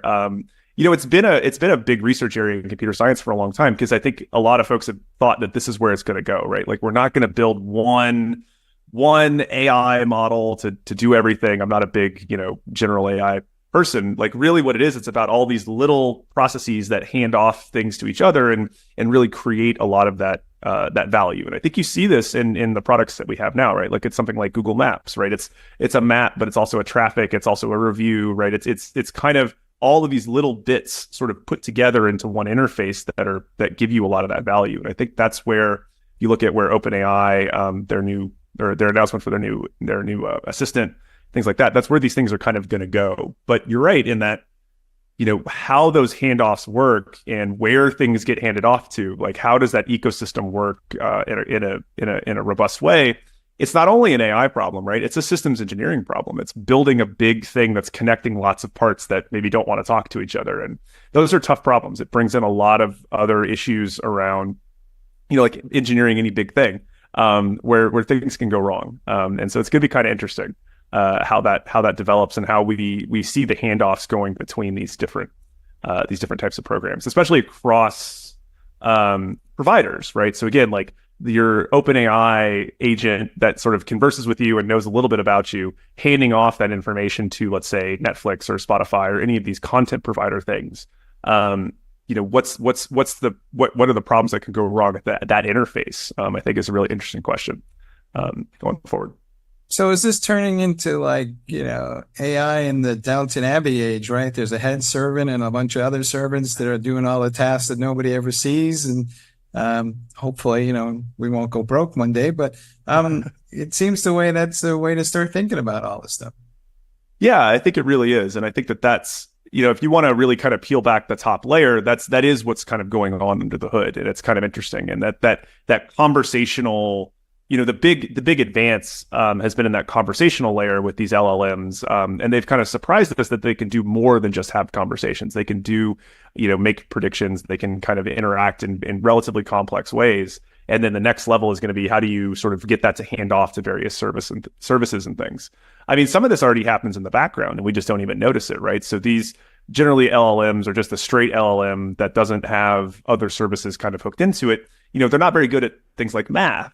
And so at the end of the day, when you ask Gemini or OpenAI or ChatGPT one of these math questions, it actually doesn't solve that math problem with the LLM. It actually hands it off to more of a calculator type program. And so that's does the simple manipulation. It does things like that. And so we've got, general math software that's been around for ages, things like Wolfram Alpha or MATLAB. But now you kind of think of, you talk to ChatGPT, it sort of formalizes it into a thing that you could send to, say, MATLAB or something else. And that's going to answer some complex math question. And maybe it hands off some of the search to other things. I think you're starting to see this already with the way that Gemini is being included with Google search, and like they're using the search to kind of augment the interface layer or the chat layer, so to speak. But yeah, I think it is moving toward this Downton Abbey thing of like these different agents that do sort of different core things. And then you have your sort of assistant that's talking to you. This is the dream of Siri, right? This is what they promised us like 35 years ago. And we're getting there. We're getting there. Yeah, I'm getting agents, but no flying cars yet, but we're working on it. Yeah. Waiting on that. So last question. We see regulators are starting to wrap their arms around this a little bit. There, at the very least, a few senators have learned how to spell AI, so that's good.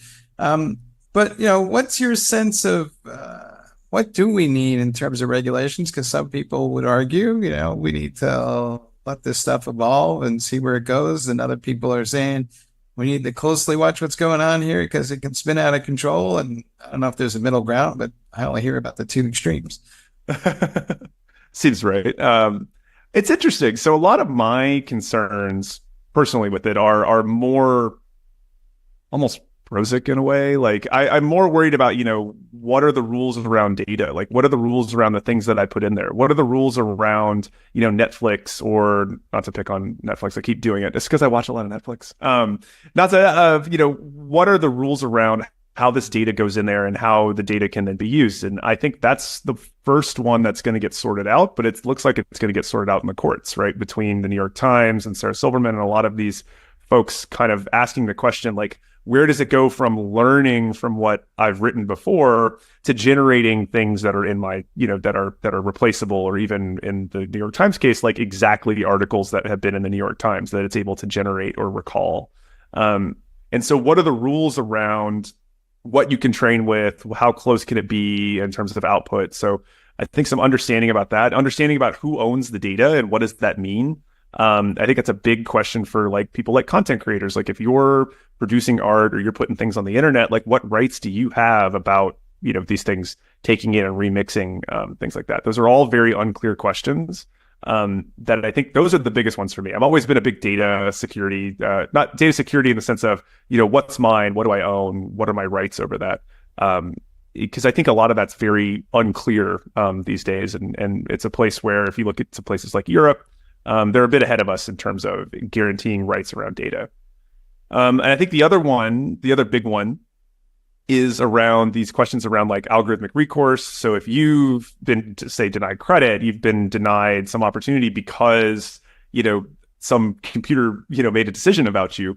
what are the rules around, appealing that process and things like that. So we do have some good rules around this for things like credit, credit decisions made in traditional ways. But that was a long fight, right? That evolved over many, many, many years between the 80s and today.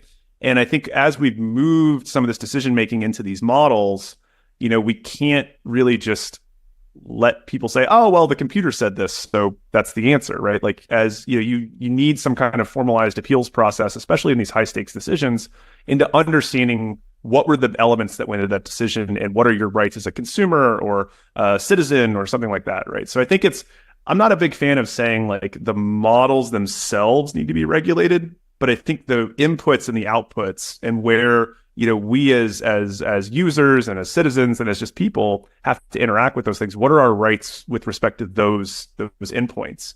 And in the middle, we'll kind of figure it out. I would tend to think. All right, folks, you heard it here. Hey, society is governed by rules and social contracts and norms that we've put in place for centuries. A couple of algorithms aren't going to change that. Hey, Nicholas, thanks for being on the show. Hey, no problem. Thanks a lot, Mike. Thank you all for watching the latest episode of Techstrong.ai. You can find this episode and others on our website. We invite you to check them all out. Till then, we'll see you next time.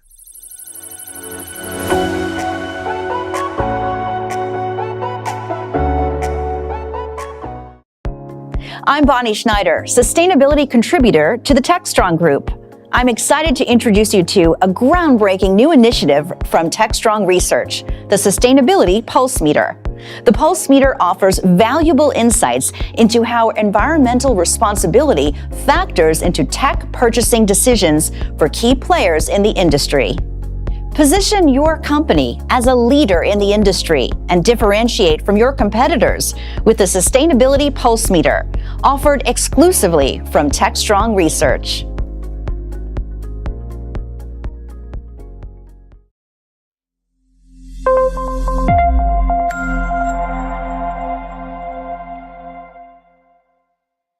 Hey, everybody, and welcome back to Techstrong Unplugged. I'm your host, Natan Solomon, and this is episode 3 of our series.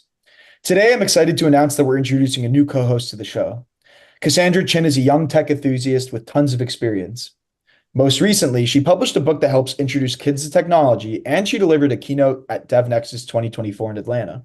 Cassandra, welcome to the show. Why don't you tell us a little bit about yourself? Hi, I'm really happy to be here. I want to talk a little bit about how I actually got started into technology. So when I was little, I would attend kids' workshops on the weekend. These workshops would be about 2 to 3 hours, and it's run by volunteers. So in one of the workshops, it was squishy circuits, and we had Play-Doh. And we connected wires to the Play-Doh, and there were LEDs which lit up. So it was a little bit of an introduction to technology. And later, my dad was also a kids workshop instructor, and he ran these Raspberry Pi workshops. Raspberry Pis are small mini computers.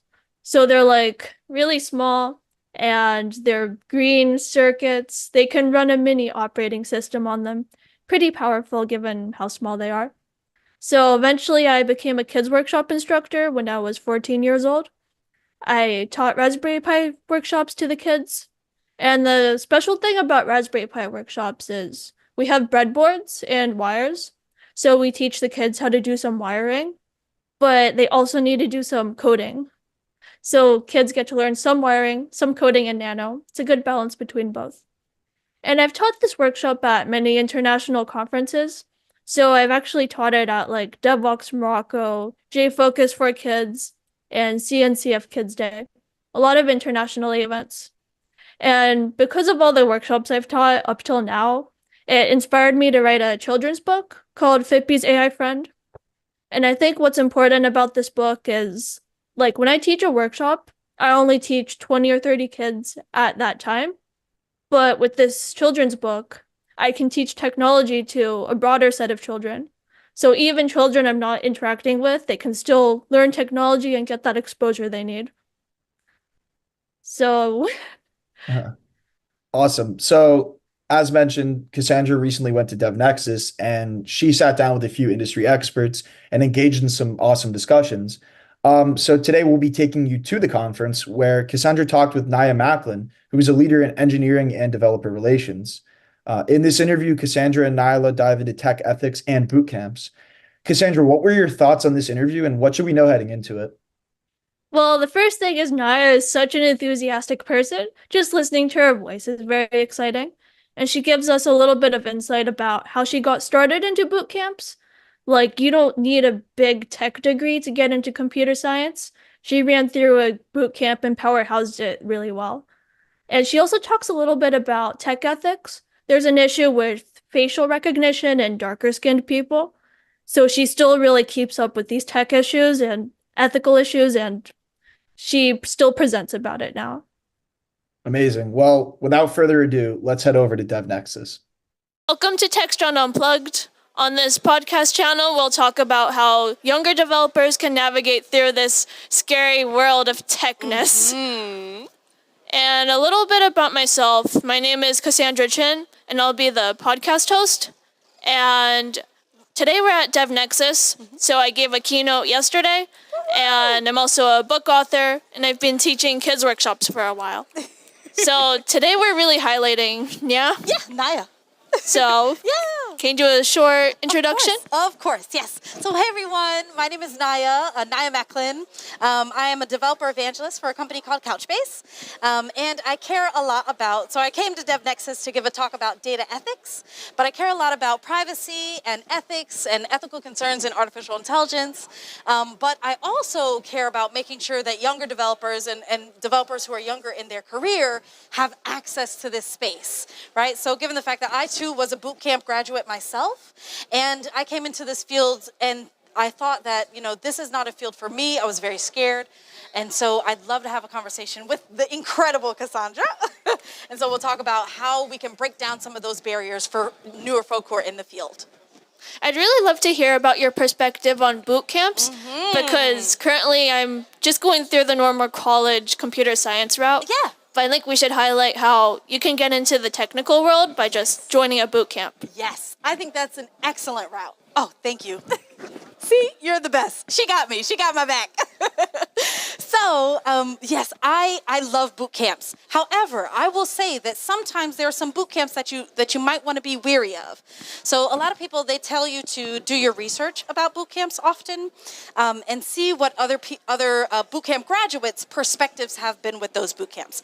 So I personally graduated from a boot camp. It was called Resilient Coders, and it was a boot camp that took lower income folk of color from the Boston area, and it taught them the skills to become software engineers and be competitive with computer science graduates like yourself in the job sector.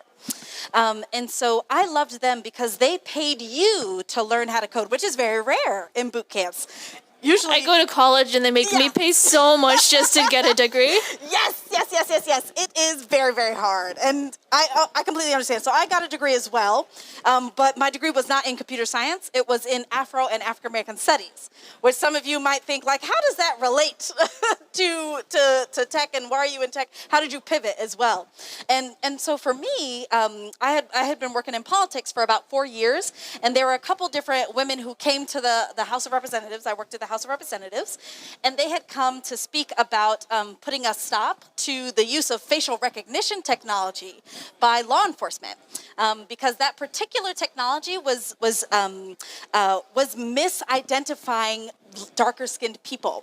And so they were saying, no, law enforcement, you should not use this because it might lead to some wrongful arrests in the community. So that's when I said, oh my goodness, like, this is such a cool topic. Artificial intelligence is very, very important right now.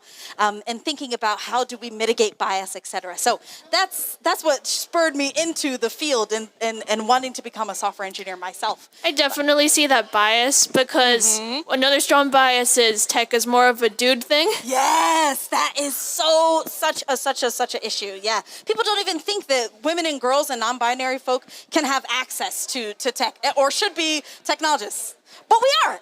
You and me, right? So yeah, it's definitely a bias as well. Yeah, but yeah, we were talking about boot camps and making sure that folk are successful in those boot camps too. And I definitely am someone who says, if you are able to get a college degree in computer science, do it. Definitely do it. But if the degree is prohibitive to you, maybe you don't have the funding or you can't take out student loans for it, then I definitely think take a look at boot camps. And you mentioned you have some friends who are successful in boot camp too. Excellent point, Cassandra. Excellent point. So I have a couple friends. They had done a couple different boot camps, and a thing that they were dealing with when they were coming out of those boot camps was that they were very afraid that they didn't know enough in order to come into this field. They thought that, I'm a software engineer, but I've only done this for a couple, maybe 30 weeks, maybe 6 months, maybe even 3 months. And they thought, hey, I don't know enough, so I should not apply for any jobs or any internships or anything like that. And I want to push back on that so much, right? I want to tell all junior developers, you are ready and you are capable of being successful in this field. I definitely want to make sure that you feel supported in this field as well. If no other senior engineers are supporting you and telling you that you can do this, please let me be the first, right, to tell you that you are capable of this. And I think sometimes you might learn more from boot camps, because in my 4-year college program, the first year is just on Common Core topics. Yes. Introductory, right? Intro to Java, intro to JavaScript. Not even that. It's like history, English, math. Oh, right. The Gen Ed requirements. General education. Yep. And that makes you a more well-rounded developer, I would say, in some way. Really, I don't really need it. True. That is true. Yeah. I'm more well-rounded just by visiting conferences. Hey, that's an excellent point. Shout out to DevNexus. But yeah, so I'm definitely a huge plus to doing boot camps if you could do them, and I think that being able to do a computer science degree as well is really, really powerful. So I think my friends would recommend doing boot camps and a computer science degree, whatever way that it takes for you to get into this field. If you're interested in this field, do it. Some people do self-taught, some people do community taught. Those are all different ways to get into this field, and we want you in it as well. How do you feel about, we're at DevNexus today, and there's a lot of high technical content? Yes. Is it easy to just walk into a conference room and understand what they're saying? Oh my goodness. No. So that's a great question, Cassandra. I think it's so hard. It is so hard because a lot of these concepts, it's jargon. So they're dealing with a lot of technical jargon. And what I like to do both as a developer evangelist / developer relations professional is I like to teach to the center, right? So that term means teaching to, we'll have the more senior people in the field and we'll also have the more junior people in the field. You want to make sure that your more junior people are not feeling left behind when you're talking about a particular technical topic. So just for my talk that I had just gave on data ethics, I made sure to define my terms as much as possible, right? To make sure that when I'm talking to more junior people in the field or folk who just don't know about the topic, that they're not feeling left out. I think it's not just junior people, even seniors. Thank you. See, that's why I love Cassandra. So that's correct. There are people who had been software engineers for a number of different years, and they did not know anything about data ethics. So it's seniors as well. You could be the principal engineer. And I think the best senior developers, the best developers, period, are people who are able to be honest about the fact that they don't know a particular concept and to try and learn as much as possible, even when that information is coming from the junior dev or an intern or whoever. They just want to learn. And that's the kind of environment we want to cultivate in any engineering team. I think that's really cool. Yeah. Are there any points in your talk which you think which are relevant, you can kind of bring down to us today? Yeah, absolutely. So my talk, again, was about data ethics and how to cultivate having conversations around ethics in your engineering teams as much as possible. So we're on the Agile track. So if folk don't know the Agile track, it just means being able to do lots of things asynchronously. So doing things at the same time. Okay, so while you're on it, what is Agile? Yeah, exactly. Okay, so Agile itself, it's an interesting concept. So there are two different concepts usually. There's, when you're talking about software development, there's Agile development and then there's waterfall development. And so for those who might not know, Agile development, I'll start off with waterfall development. Waterfall development pretty much follows a particular sequence of steps, right? To start doing something and then you follow a particular sequence until the code is complete or the project is launched. Agile development allows allows you to be more flexible with your development process. So you might do some a drawing of what the application looks like, and then you code out that piece of the application or that feature of the application, and then you can go back to the drawing board as well. If the client or whoever you're building the app for, if they don't like it, you can always come back to the drawing board and redo it fast.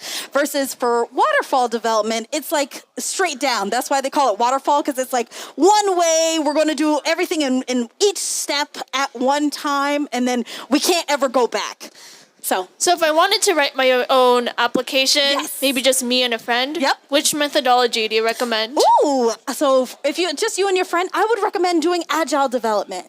It allows you to just be flexible on, for example, if during the later stages of the process of creating the application, you could talk to some potential users of the application, or you could just think of something. You're like, we should have added this. Then you can just add it at that point, and that's a perfect space for agile. I love the loop of user feedback. That's right, exactly. Always get that user feedback in your development process. Do you know where you actually find user feedback? How do you connect to them?